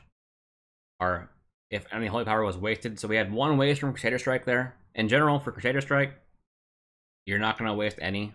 For Blade of Justice, you don't want to waste any. And for Judgment, you want to avoid wasting holy power. I know sometimes you might have a little bit of muscle memory left over from it not generating HP. It's not a huge issue if every now and then you accidentally use one, but you want to try to avoid wasting holy power. Now on the Wake of Ashes here, it says 4 was wasted, but it was actually only 2. And a better breakdown of this is to switch to the Events tab. We can scroll down, we can see his Judgment wasted 1 for O for over. And we can see here he used Wake at 2 holy power, because he only gained 3. There's a 2 there. So you never want to use Wake of Ashes when you're sitting at 2 holy power. You want to build 1 first or 2 and spend. It is okay to waste 1, especially if Blade is gonna happen. It's more defined to waste 1, especially if there's multiple targets. Like, you really don't want to avoid that. But at 2, it's hard to justify at times. Alright, we're gonna swap over to phase 2 now. That was phase 1. Phase 1's pretty basic. So phase 2 is the first part where you're actually attacking Gohoon. And we're so things have calmed down a little bit. You should probably be paying attention now at this point. Yeah, and we're gonna start again with Divine Storms. So we had a few more Divine Storms that were used here. So you can see he used 1. And definitely in a rogue, you're only ever gonna have 1 or 2 targets up. So during this phase, you might have 3 if your guild doesn't kill the first Gibbering Horror, but let the beam kill it. But in general, you have 2 or 1 target. So you use Divine Storm on 2 targets twice, and you use it on a single target once. Again, pay attention to that. When it's 1 or 2 targets, you want to be using your Templar's Verdict. Then following the same roll, we'll go to his casts, and we'll go to Inquisition. Yeah, that was the case that we saw on the intermission, where he used Inquisition within 8 seconds of each other, when he could have just had 5 holy powers ready for the start of the phase 2. But that's so his first Inquisition was at 140, and if you remember, his first Inquisition, or the last Inquisition he used, was at 1 minute 17 seconds. So he definitely refreshed his Inquisition early there. So that first Inquisition was kind of a waste of holy power. He should have just held the button until Gohoon was out, so he wouldn't have had to refresh it. And for Gohoon specifically, there is a small period of time where he's running out and he's still regenerating. So you don't have to go on him as soon as the beam stops. You do have a little bit of time there. Yeah, and I think before I forget, it is easy to be hitting something that's going to die, and you have downtime, to just forget, like, oh, I don't need to. He didn't need to refresh Inquisition there before the intermission. So he could have just kept hitting the ads, and then went to Gohoon, built up his holy power, refreshed, and then built up again. It is, if something is going to die, it is okay to throw out another finisher instead of using Inquisition. Yeah, and we're making use of the second tab here. We have the WoW Analyzer open up. It has the timeline view. I like it a little bit better than the Warcraft logs view. So his second Inquisition there was at 211. So if we go to the 211 in the timeline, that's one of my major concerns with this log is this wings. Is this wings right here? He used wings, and then Inquisition was used. Before you go into your wings, you want to make sure your Inquisition is already refreshed, so it will last at least the duration of your wing. You don't ever want to be in a situation where you have to use Inquisition during wings. So if that thing is at 15 seconds and you're about to hit wings, make sure you refresh Inquisition. We've all done it. It could be a mistake, but it definitely is a mistake that's worth pointing out. If you find yourself doing it a lot, then maybe you should grab a weak aura that, gets real angry at you if wings is about. Not only that, like, Inquisition being your spender being the 5th global cooldown within wings, like your first spender being that is kind of worrisome. Yeah, and to look further at Inquisition, he had a couple more casts here. He had one at 356 and one at 411. So he had two casts very close together. And when we looked at his 356 cast, he did use 3 Holy Power with that Wings, or sorry, with that Inquisition. So this Inquisition that was cast at 411 was extremely early and wouldn't have benefited from that pandemic mechanic where it rolls over the duration for that last 30%.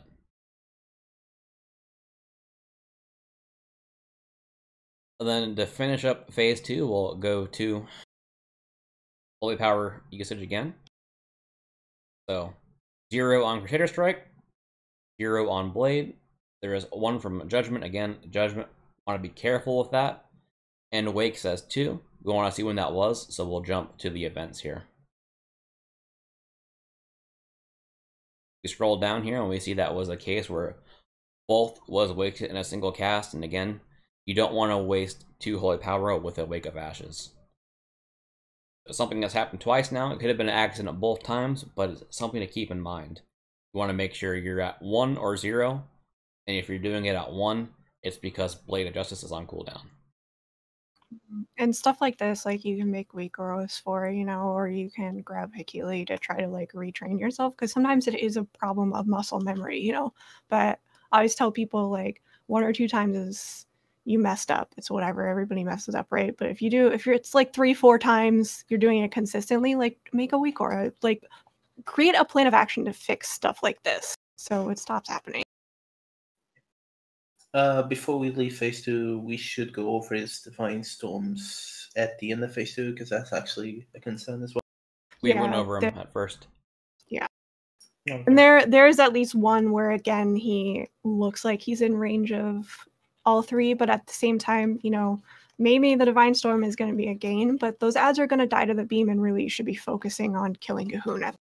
Exactly.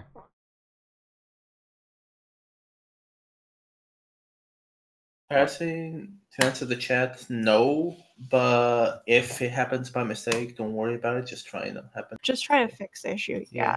It's not you're that referring big, to but them asking about losing Holy Power to Judgment. Yeah, the only spell you will overcap Holy Power with is Wake of Ashes, only 1, and only in those scenarios where Blade is on cooldown.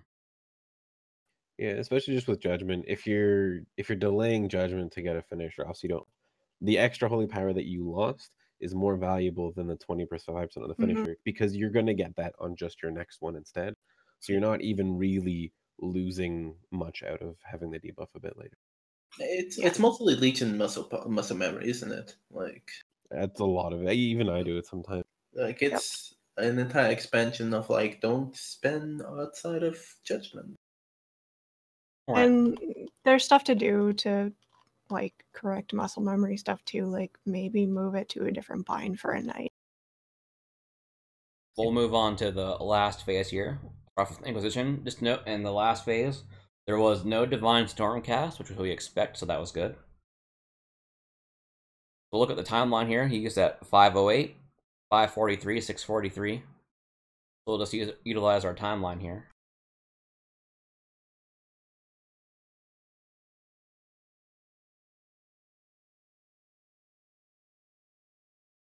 And particularly right here, you can see Fierce Inquisition, it ran out during his wings. So he had a refresh Inquisition during his wings again. So again, this is twice now. Yeah. Yeah. So this is, you know, maybe he's doing it on accident, but definitely like figuring out a way for you to make sure that that doesn't happen is important at this point.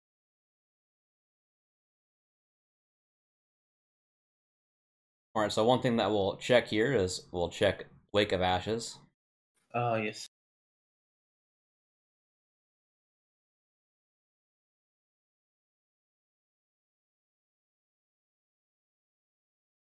So we'll just pin those Wake of Ashes cast there, then we'll go to damage done. We'll change it to Wake of Ashes.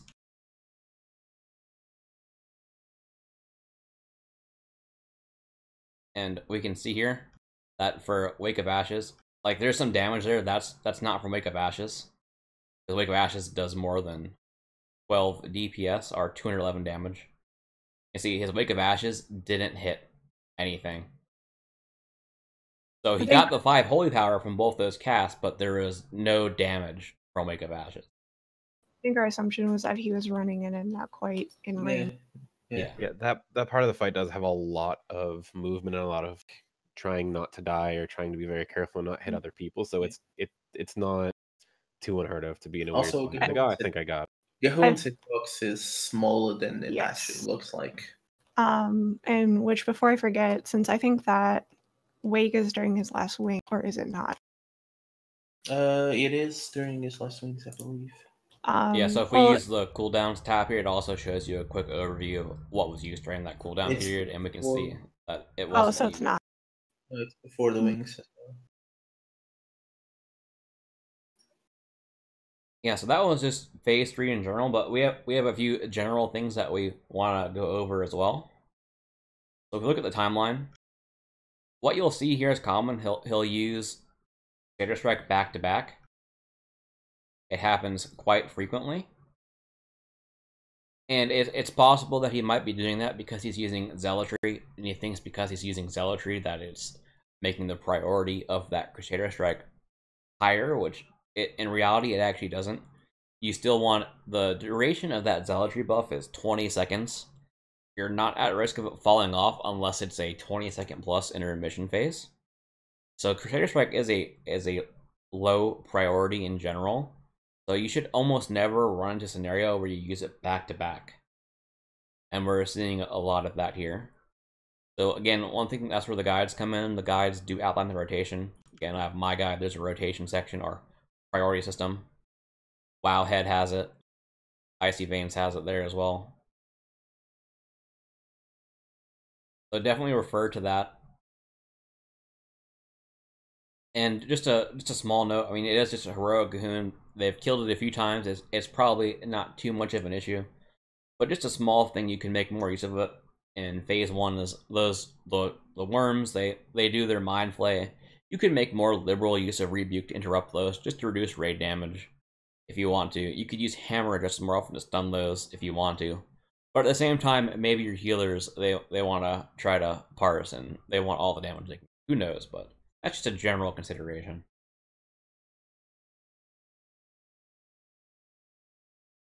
Also, Shield of Vengeance, we go to abilities here. We can see that Shield of Vengeance was only used a single time. So on a fight like Gahun, he could have definitely had some more uses of his Shield of Vengeance. Some of the things you can use it on, when that re-origination blast is happening, that does damage, you could use it on there. Like in the later phases, you got those putrid blood stacks on you and the Wave of Corruption's going out. Those are good times to have that Shield of Vengeance pop. Even in the first phase of Gahun, if you get targeted by the Mind Flay, that Mind Flay does a decent chunk of damage. You could use that Shield of Vengeance on that Mind Flay if you're getting hit. Those are just some of the cases where you can cheese your Shield of Vengeance to do a little bit more damage. It's no touchy karma, but it's still something. You should... Most fights you take enough damage that you really should have that thing on cooldown, like most of your healers will appreciate it. Yeah, especially with the dot on Gahun rolling pretty much the entire fight once phase 1. Yeah, on phase 2 you should have no problems of just popping shield and it's gonna break with that dot damage. And even for that, you can just make a Wake Aura if you fall under X amount of HP. You know, it lets you know if you're not necessarily looking at your health bar, which you should, but everybody needs to do what works for them, right? Just like figure out what works for you to remind you to use that thing, because it is important. Any damage you're not taking is weight off the healer's shoulder. Yeah, and one other thing here is we see that Divine Shield was used 0 times. Generally on a fight, you only have 1 chance to use it. So on a fight like Gahun, if you're in the last phase, if you haven't had a reason to use Divine Shield yet, use it to cheese your damage. You can use Divine Shield to stand in the malignant growths that are blowing up to avoid damage. Gahun does his gaze. You can negate the gaze. You can just do some small things there just to cheese a bit if you're not going to use it to save your life earlier. Yeah, on the last phase, I think the best use of cheese is mostly just because there's a combo of like get away from the castle-less, and then the AoE comes in, you gotta spread from other people. Just stand on one of the blobs during Divine Shield so you don't have to be near the people when the AoE comes out. Like, people will thank you for being that spread. And yeah, there's no reason to not use it, you know. Yeah. At that point in the fight, there's not going to be a better time. I certainly am like that, where I'm like, oh, I could use this here, but if I wait, maybe it'll save me from dying. But at that point in the fight, just use it.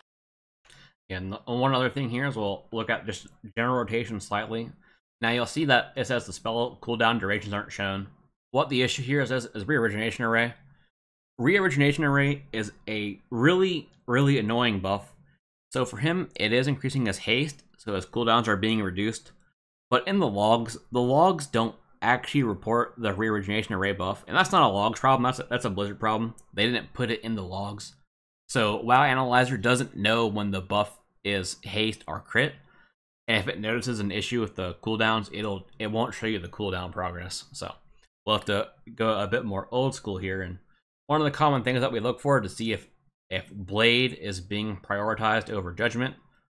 At the very first part, it doesn't really matter because usually you're out of range, you might Judge first, that's okay. But you want to be prioritizing your Blade over your Judgment if you're not going to overcap. And we can see here, generally he starts to do that. He's prioritizing his Blade over his Judgment. But after the intermission phase, it does change a bit here. He starts to prioritize his Judgment over his Blade instead. And that kind of continues on throughout the fight for the most part. So you want to make sure in that scenario that Blade of Justice is a higher priority if you're not going to overcap your Holy Power. Now, this isn't like a foolproof way to look at it just because you do get procs and when things come off of cooldown, but it does appear that way in some of these. Yeah, but I say one of the larger issues here is that we can see that Wake of Ashes was only used 7 out of 10 times. We'll just go back to logs here. We'll switch it to all phases. We'll go to, or we already have that timeline up there actually, but event is a little bit easier.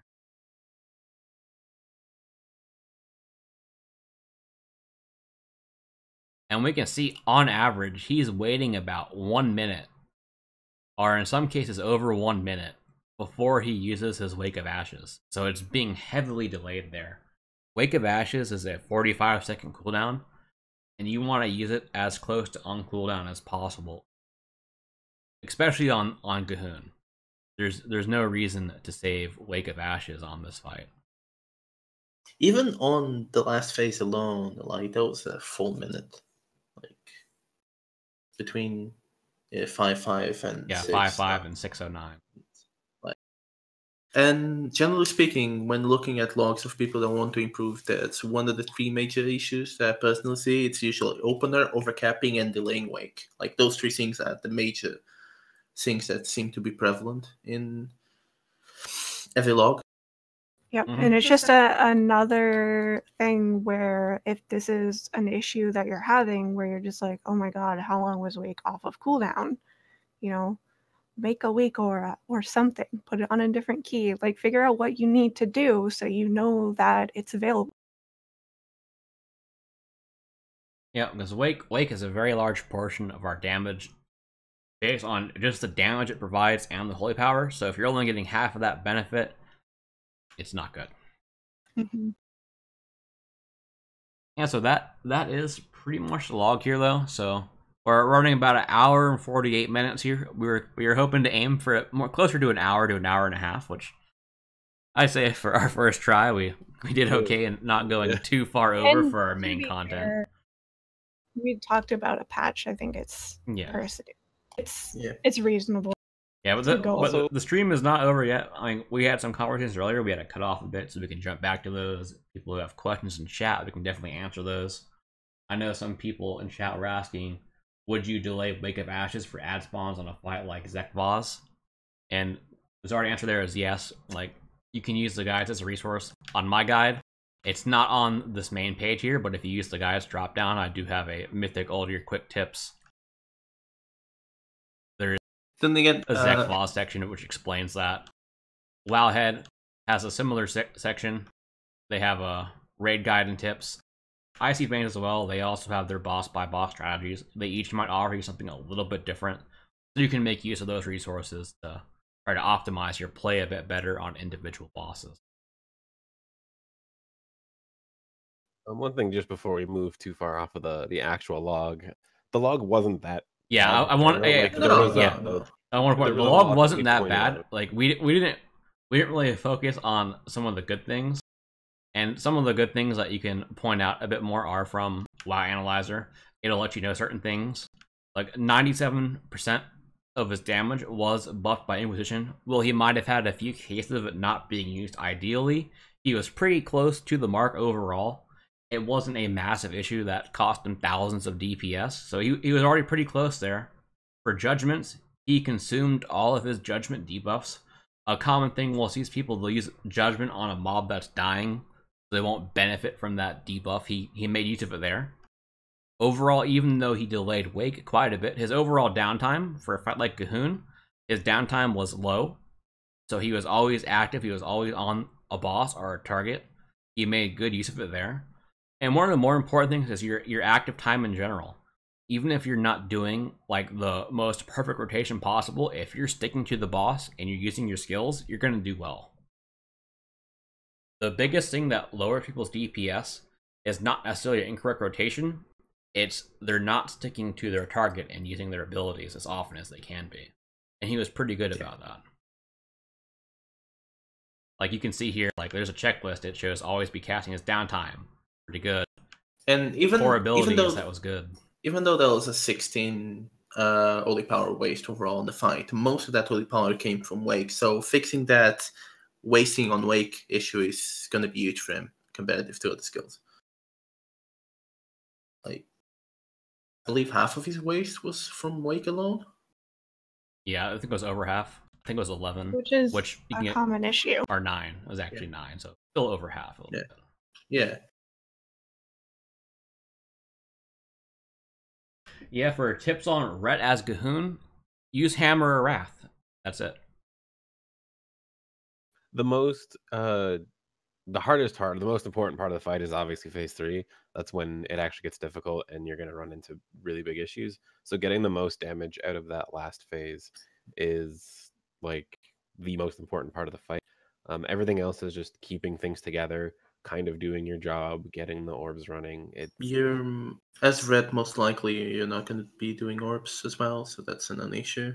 I mean, or if you do get an orb duty, you're usually throwing the orb to somebody, so you're in and out. But that's like even if you're doing orb, you're throwing the orb, you're a tosser. If they're making you dunk the orb, you should probably ask them to not make you. You can throw it. You're doing first part of the orb, so yeah, you're tossing the orb, you're not dunking. Yeah. I'm screaming internally right now. Yeah, but WoW Analyzer as well. Oh, I'm sorry. It does show you some other information here, like your items you'll use. It'll show your average benefit from certain items. You can see your average haste from quick navigation. You can see your different stacks when they were up. Like your Azurite powers, if they gave you a bonus, here's how much bonus they gave you. It's just some nice supplemental information. This thing I want to point out as well, like using Syringe on G'huun is a weird call as well, considering the other trinkets you had. Yeah, and like on a rogue, it doesn't matter really, but if like was it different fight as example, like Syringe, if Syringe goes on a target that's not your main target and it dies, it procs that debuff. And to build your buff, you have to keep hitting that target. So if your target dies, you don't get as much benefit from that crit buff as you would want. But at the same time, like we mentioned on G'huun Mythic, it's all about phase 3. So in phase 3, you might have a better chance of having your Syringe up on G'huun at all times. So it might be better there for the execute phase, but it's something to consider, like especially if you have, like I believe he had the Dread Gladiator's Insignia Trinket at 370. The proc one, not the use one. Yeah, the proc one, not the use one. He had the proc trinket. That might have been a better benefit overall to him.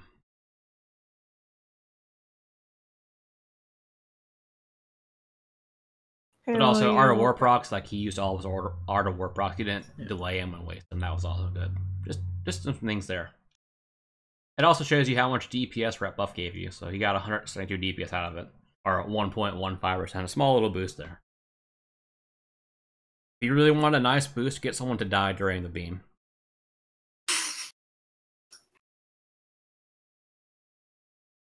We want to take some questions. I have only a couple that we didn't get to. Yeah, if you want to read them out for us. So earlier somebody asked, we still don't know if, for sure if Light's Decree will force Crusade as the only choice again, right? I just wanted to know, like, have Sims been run for sure? Or? Right now, what happened is that we had the original implementation of Light's Decree, where it was when you used your Holy Power spenders, it did X amount of damage. But they changed it in the recent patch to where it's per Holy Power spent, it does additional damage, so that broke it in SimC, so... Yeah, we don't have any finalized information here yet, but we'll definitely have the information to you before the patch goes live. You don't have to worry about that. Yeah, it certainly looks like Crusade has always been a talent where it has potential to be used, and I'm sure it was going to show its face at some point this expansion, and it certainly looks like next year we might see some use out of Crusade. It does at the end of the day fill a niche. And then the other question I had written down was just a simple one. What would be better for an opener, Wake of Ashes before Wings or after? I can take that one. As a general rule, you always want to wake inside Wings. It is a really common question. It just does too much damage and offers you 5 holy power, obviously, so you're getting a ton of finishers in during your Wings. It's just a good deal all around.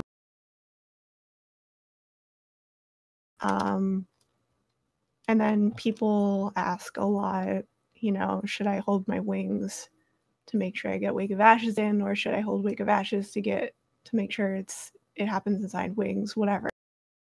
And there's no black and white answer there, because at the end of the day, you need to make sure that you're not wasting either. Not only that, that's one of the cases.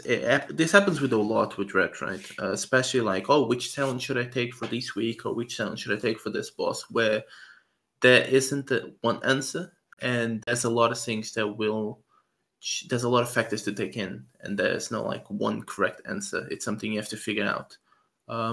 Raid comp as well changes. If I had more people dealing damage to Zekfa's heads, maybe I wouldn't hold the wake for them. There's no point. But on this case, it is. And more stuff like that, really.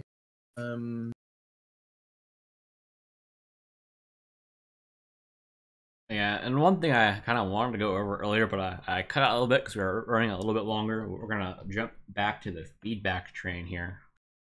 So one of the things I wanted to use an example of, I think, we have a spell that's great in theory, but in practice doesn't work too good. We have a couple of those, actually. But the one I want to focus on is Execution Sentence.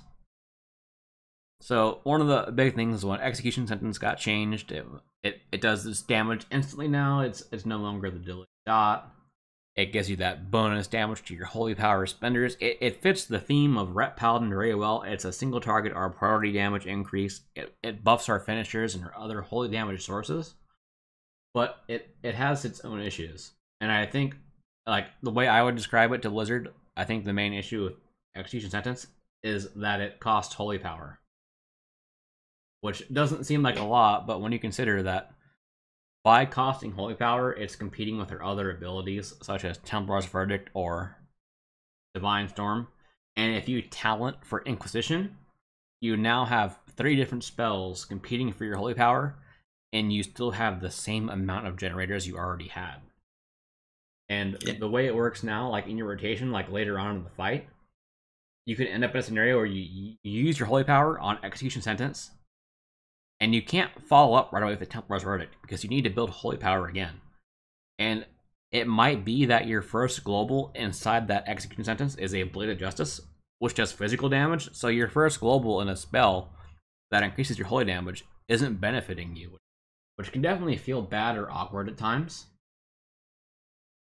I think even if they made it free and like reduce the duration of the buff, like even if it's the same gain, it would feel like a lot better, you know, because right now it's just you waste so much time building up. It's also just a ramp up thing, isn't it? Like it also has such a limited time, and it makes you have to ramp up to it, and then because you have the same number of builders and you still have Inquisition to deal with, probably it just causes really clunky situations and I think where you don't get the full value from it. Well, like, and you guys highlighted it already, right?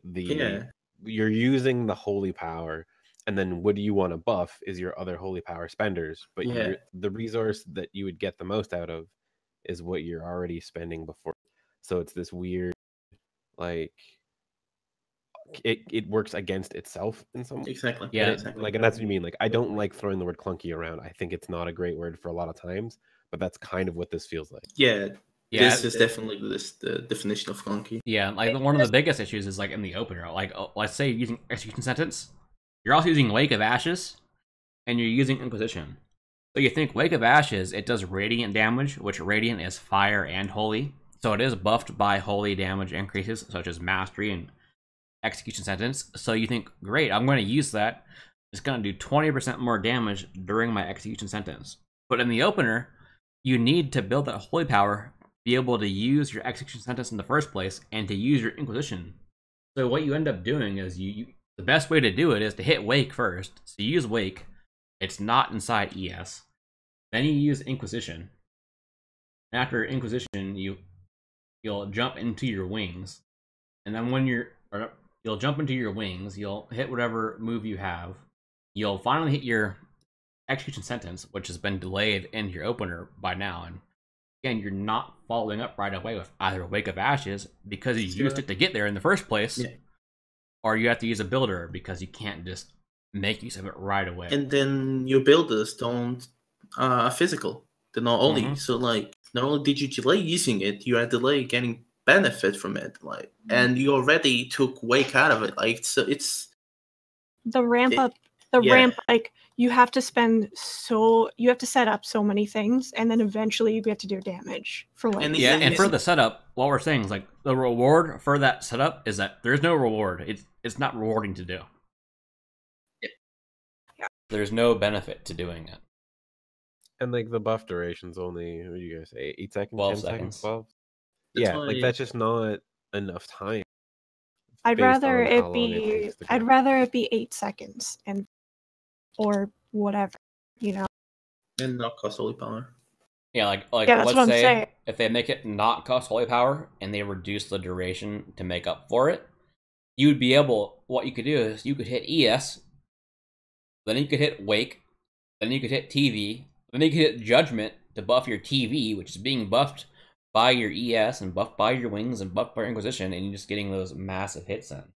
And then that's the dream where you have a DP proc just waiting for you instead of using. And also at the same time with Inquisition, or not Inquisition, with ES and Wake, ES has a 30-second cooldown and Wake is 45 seconds, so they don't line up every time. What'll happen is you can use it on the first one, which your first one's your opener, so you can't use it there. It doesn't line up in your second one, but on your third ES, you could potentially use your Wake inside that window. So it feels like some of your windows for Execution Sentence are very strong because you have that Wake, but then your next window, it doesn't have it, and it doesn't feel as good. So it feels like you're not getting as much benefit as you could be. But I know at the same time, Blizzard, if you look at Unholy Death Knights, they didn't want to modify the cooldown of Apocalypse because they didn't want them to stack cooldowns like that. That could be an intentional design decision, but it is something that does kind of feel bad in this regardless.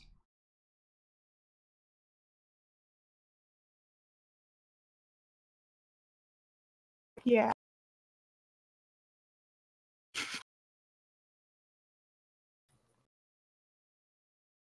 I still like the fucking Divine Judgment and replacing that somehow. Yeah, we have a question here for if anyone that knows if they've fixed the interaction between Divine Purpose and the Relentless Inquisitor Azurite trait, where the free spender doesn't count as a spender for the trait. That's something that I believe Shouldice brought up earlier, or someone did. But it's realistically, it's probably not an issue. That's probably an intentional design change. But 1 second here while I bring up something. Yeah, I'm pretty confident just because of the way things like Crusade interact with not in the pre-patch it worked this way with the ring, so you had both DP and Crusade. But with like Fires of Justice and Crusade is when you see the cooldown or the holy power reduction in cost, you don't gain the full stacks, and you don't see. I think it was the same with that trinket. Yeah, like I have it pulled up here. Oh my god, I have this set called a bug tracker. But the first thing I say is like, there's plenty of things that are not working properly or that are intentional design changes that might not have been made clear.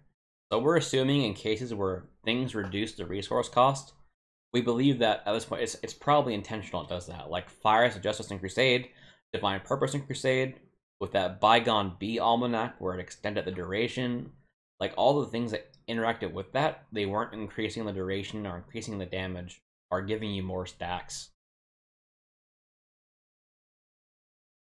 So it just seems to be that that's part of their design philosophy, is that when something is free, it doesn't benefit things that would normally benefit from it.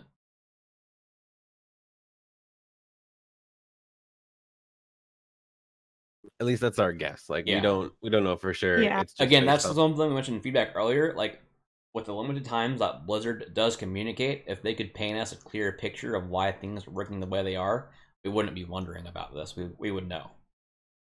Also, you never know. Maybe it was just bugged all of Legion, and this is the fixed version.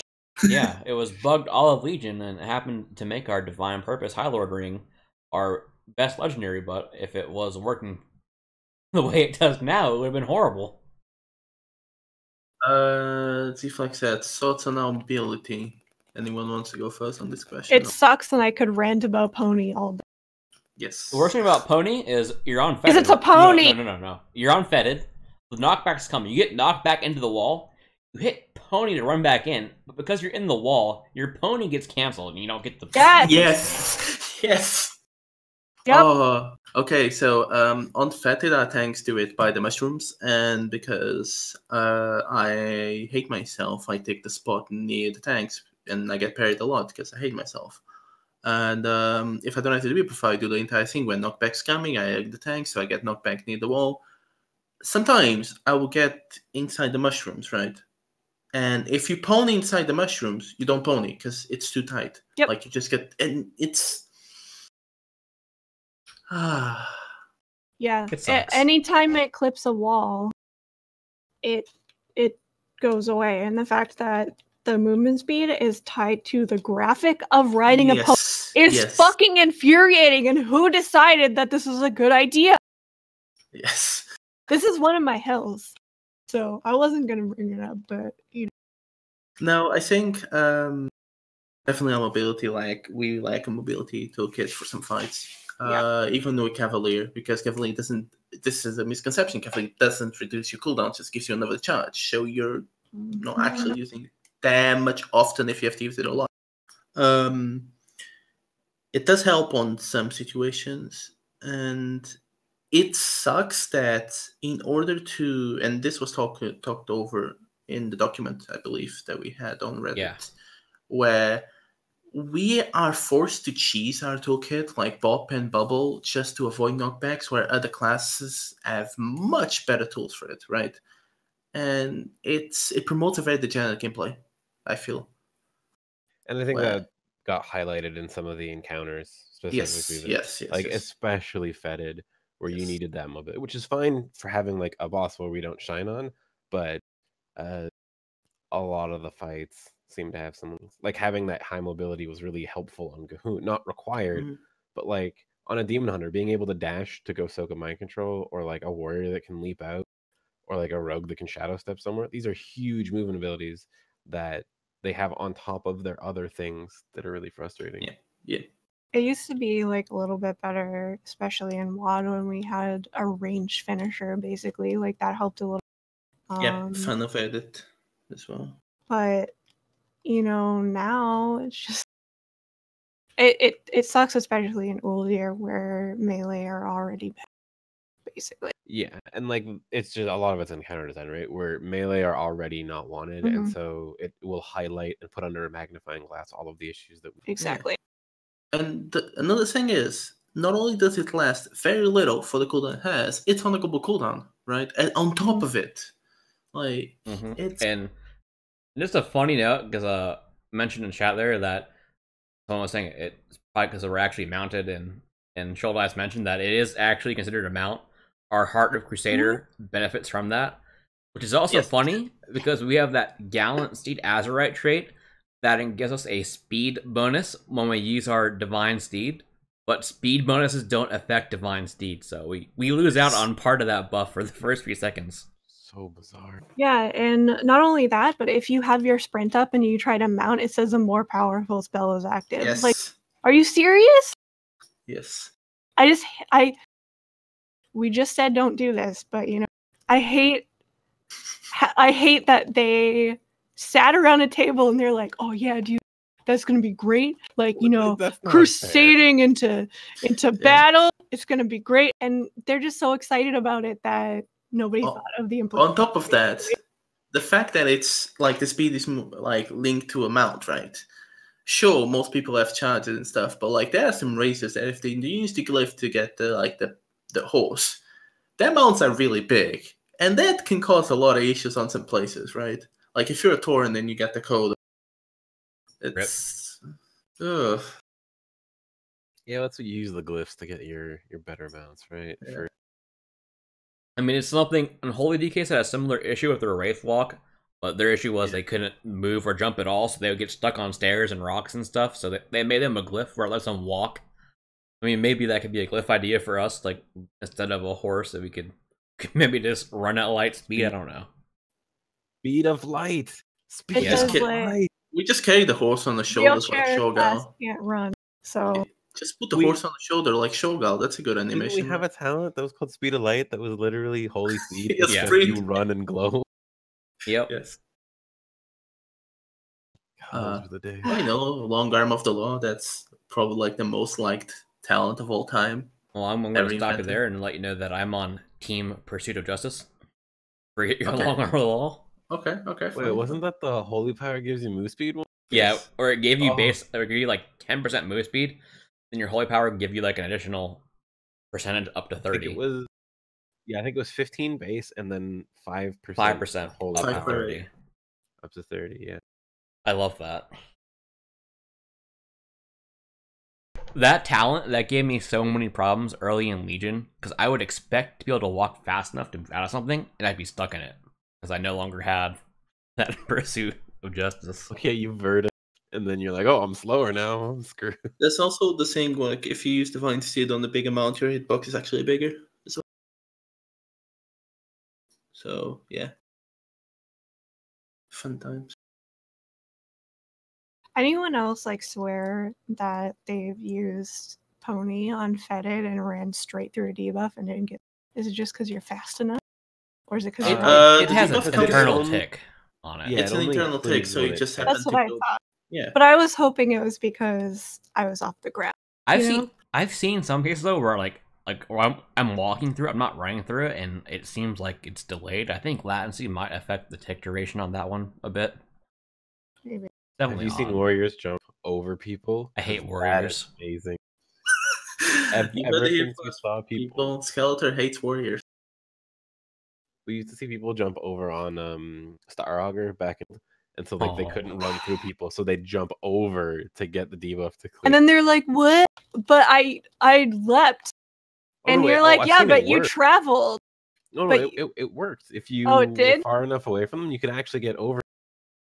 Oh god. Yeah, so like if you were at the peak of the jump, you could get over them. I see. Yeah, it was horrible. My favorite was warriors trying to leap over the time boss in Night. Chrono something. Oh yeah. No. Elyson. Oh, yeah. They just die. And you die. Yeah. So then people started like gripping each other across, because you just instantly died when you were inside of Once again, this is again just a change session, and it's again just an idea I had a couple weeks back. Is there is a prot talent in PvP that makes you knockable during Divine Siege, and that would be such a good quality of life change. Even if we just got a cooldown that was like, hey, you can't be knocked, like a Pillar of Frost kind of deal. It's like you just can't get knocked down or knockback or anything for the next however many seconds is one of like a utility. Yeah, and they also have it built into their Death's Advance, where they have knockback immunity. Like every melee has a knockback immunity in some form, either straight up immunity, or they can leap or charge or dash to the target, or glide. Or yeah, but the best thing on Fed is having a Demon Hunter and just keybinding your glide button, so when you get knocked back, you just instantly go right back to the ground.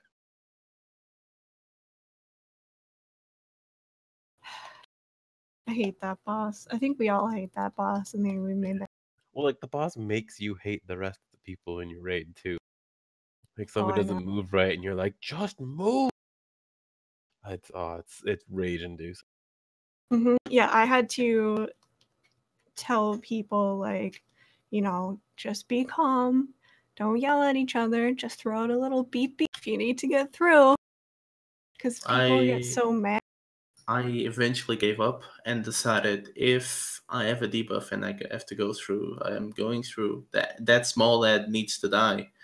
Oh, I'm the opposite. Well, at least after the ads are dead. If I get stuck, after the ads is fine. I guess I'm here now.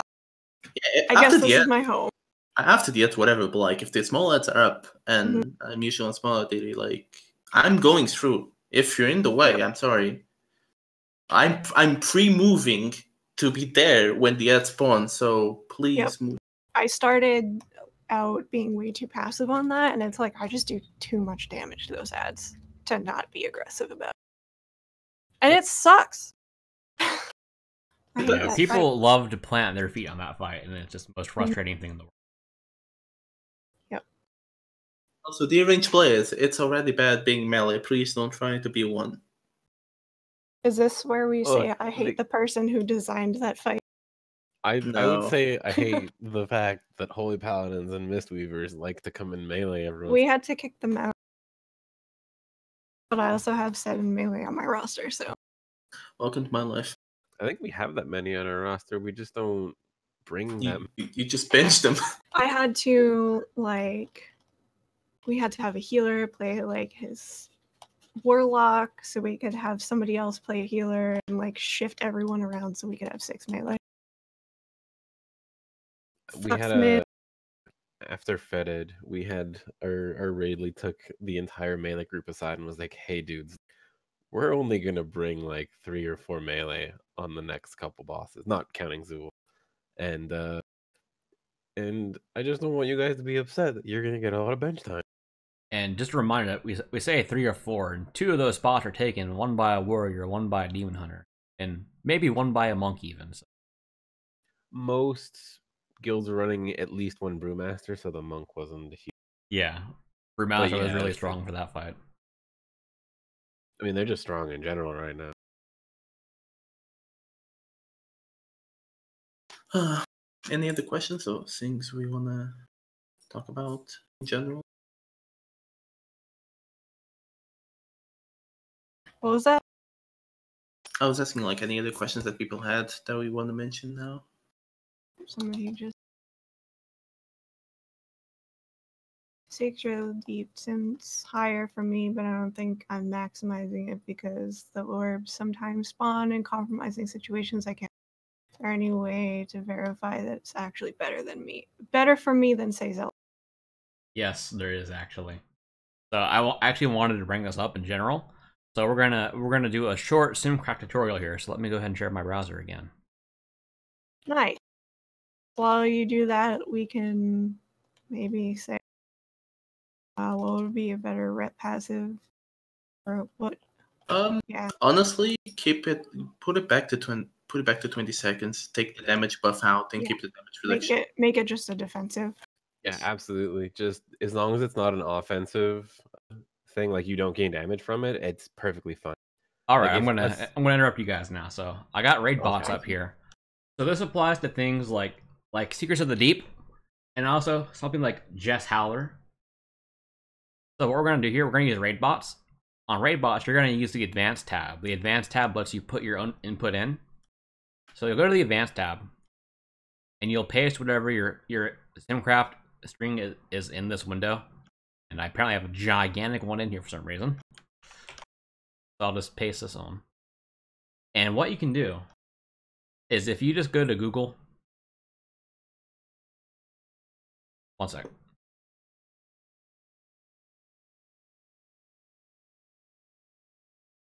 Uh-oh. Skelly's got it. I don't know what I have open, so it's just best to hide the window. Oh, yeah, you never... Yeah, so if you go to Google, if you just type in SimC Wiki...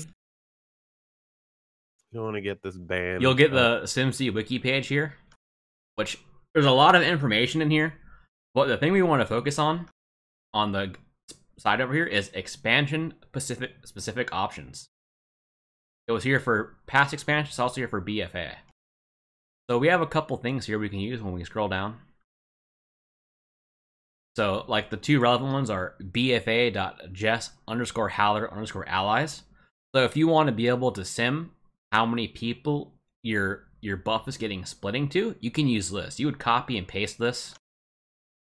This does 0 to 4. By default, the sim does 0, so there's no point of doing 0. So you would go to your sim, you go to the bottom of your sim, you make a new line, you paste it, you press the equal sign, and you choose. If you want to do a max split of 4, you type in 4. If you want to see what happens when it's split between you and one person, you choose 1. And you can sim the various levels of that. Now, one thing to point out with that is it doesn't take into account the other people getting that buff. Yeah, it so just changes how much you get. Yeah, so it's a personal DPS loss, but it's a group DPS benefit. And also for Secrets of the Deep, there's a Secrets of the Deep collect chance. So you can copy this. So it accepts values from 0 to 1, and the default is 1, and that 1 means 100%. So let's say you copy and paste that. If you wanted to have a 70% chance, you would just put 0.7. And that would be a 70% chance to pick up the orbs. And you can play around with that percentage and see how it performs.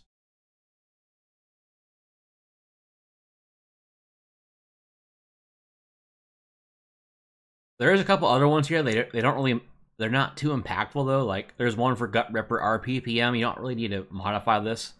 Our Battlefield debuff stacks from that Battlefield focus trait. Those were kind of added because we weren't quite sure how they worked at first, but we know how they work now, so they really don't serve too much of a purpose.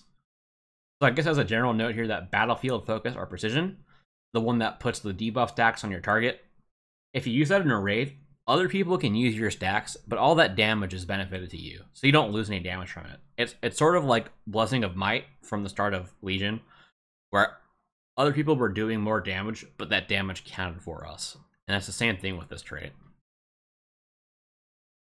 And also, Secrets of the Deep, if you haven't read it very carefully, it has a chance to spawn a rare droplet, or it's purple, or the void droplet, which gives you an even greater stat buff. If you want to play around with the percentage there, you can do that.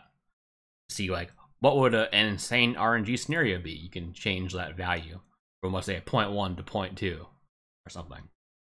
You can play around and have some fun. And if there's future stuff that comes up, this is usually where you can.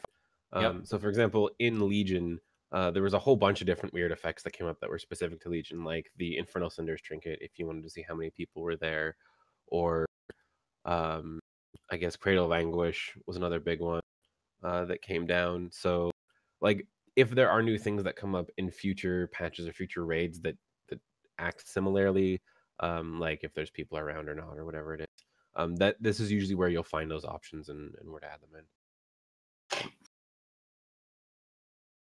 Yeah, like one of our sleeper OP legendaries that no one used was Archimonde's Hatred. They added an option to make Archimonde's Hatred just explode automatically, and actually, it wasn't a bad legendary to use as a DPS, surprisingly. If you could make it absorb all the damage, I thought it was pretty funny. We just never talked about it though, because it was too troll. And it wasn't top tier, it was just okay. Hey, but okay alternative choices is are the best. They're honestly the best.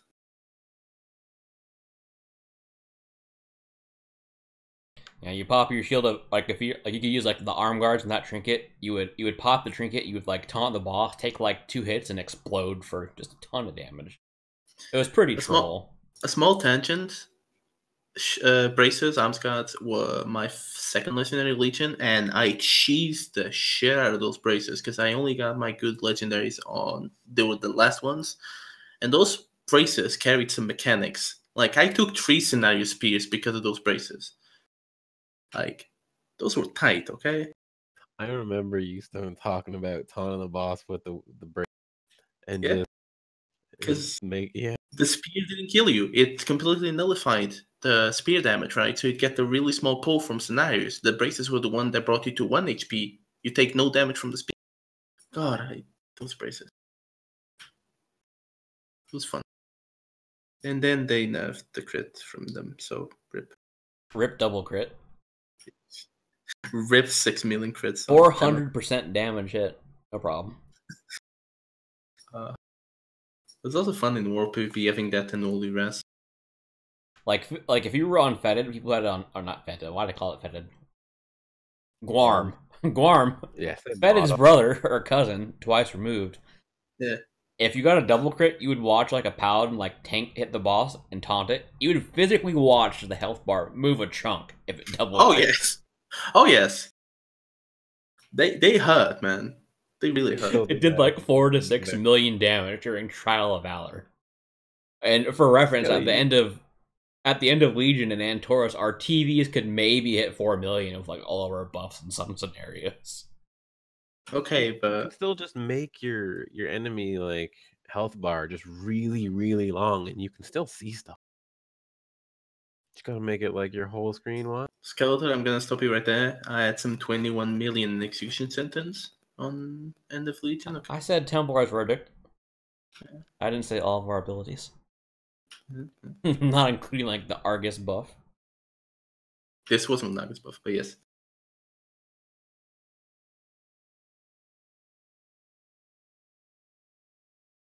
Were there any other questions we missed? Not that I have written down.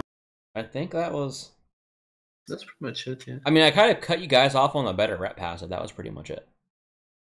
Oh, I think we're all in agreement that, like, it's fine if they keep the passive and, like, even like put a bigger duration, but take the damage buff from it, right? We're fine with the damage reduction because it's like, okay, it's still the same fantasy. Like, your allies fall down, but you still persevere. It's still the same feeling. That's why the damage reduction is there.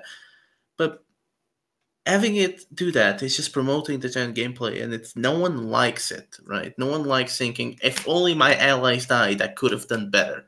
Like, no one wants that. Yeah, like, is that a Ret Paladin fantasy, or is that like a bloodthirsting warrior fantasy? They see an ally fall in battle. I was just gonna say that. Yeah. Like, to me, that screams Fury Warrior. It doesn't scream Ret Paladin. I mean, in an ideal world, it's like a small damage reduction to the raid if somebody dies, right? Because that seems way more paladin-y. And that's why I think it'd be nice if it like also healed you to full when it happened, or healed a couple people when you saw someone down, and it's just like some infusion of, no, don't fall to this. Yeah. Yeah, when someone dies, it does like the Word of Glory kind of feel like heals trip to 3 less HP targets, like that kind of stuff. Like, yeah, I don't have an issue with something happening because an ally falls. It's like, why am I getting rewarded because somebody is like personally rewarded? Yes. Yeah, the only time we get furious when an ally dies is if they die out of range and we don't get the buff. Yeah. Or they die right as your wings are over, and you're just like, are you serious? Couldn't you? Is that on purpose? Well, it's like back in Legion when you were looking to cheese parsons and stuff, and man. The healers would just go full on healing everybody at the start to stop the Ret from getting his pass. Man, or you just asked the Holy Priest, can you die? You got cloak anyways. Yeah. Our shamans, they can reincarnate. Yeah. Although the spirit res did not give you Ret passive if people died in it. Whether or not they were gonna take the Ret. Yeah, the Ret took them from the shamans. That was annoying. Also annoying on Mythic Zekvos, when your allies turn unfriendly, it does not proc Ret passive because they're technically not your allies anymore when you kill them.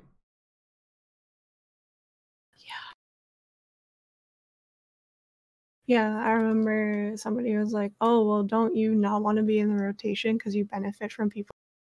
And I'm just like, "If only, fam. If only." You should have just said yes so you could stay alive long.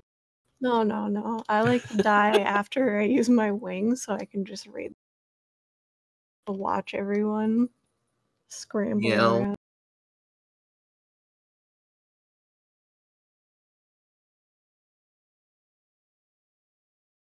I think I haven't seen any more questions really. Are you guys? Really remember. No, it looks like the questions have kind of died off here. We'll give everyone like 30 seconds to a minute or so for that catch up. To if they have something else, let us know. Yeah. Do we got a clip of that Jeopardy music to play in the background while everyone's kind of scrambling? I was gonna say maybe we just talk about like next week the Prop Paladins are gonna be on, right? Yeah, I was gonna get into that if we don't have anything else. Yeah, might as well talk about it while we wait for any last minute questions.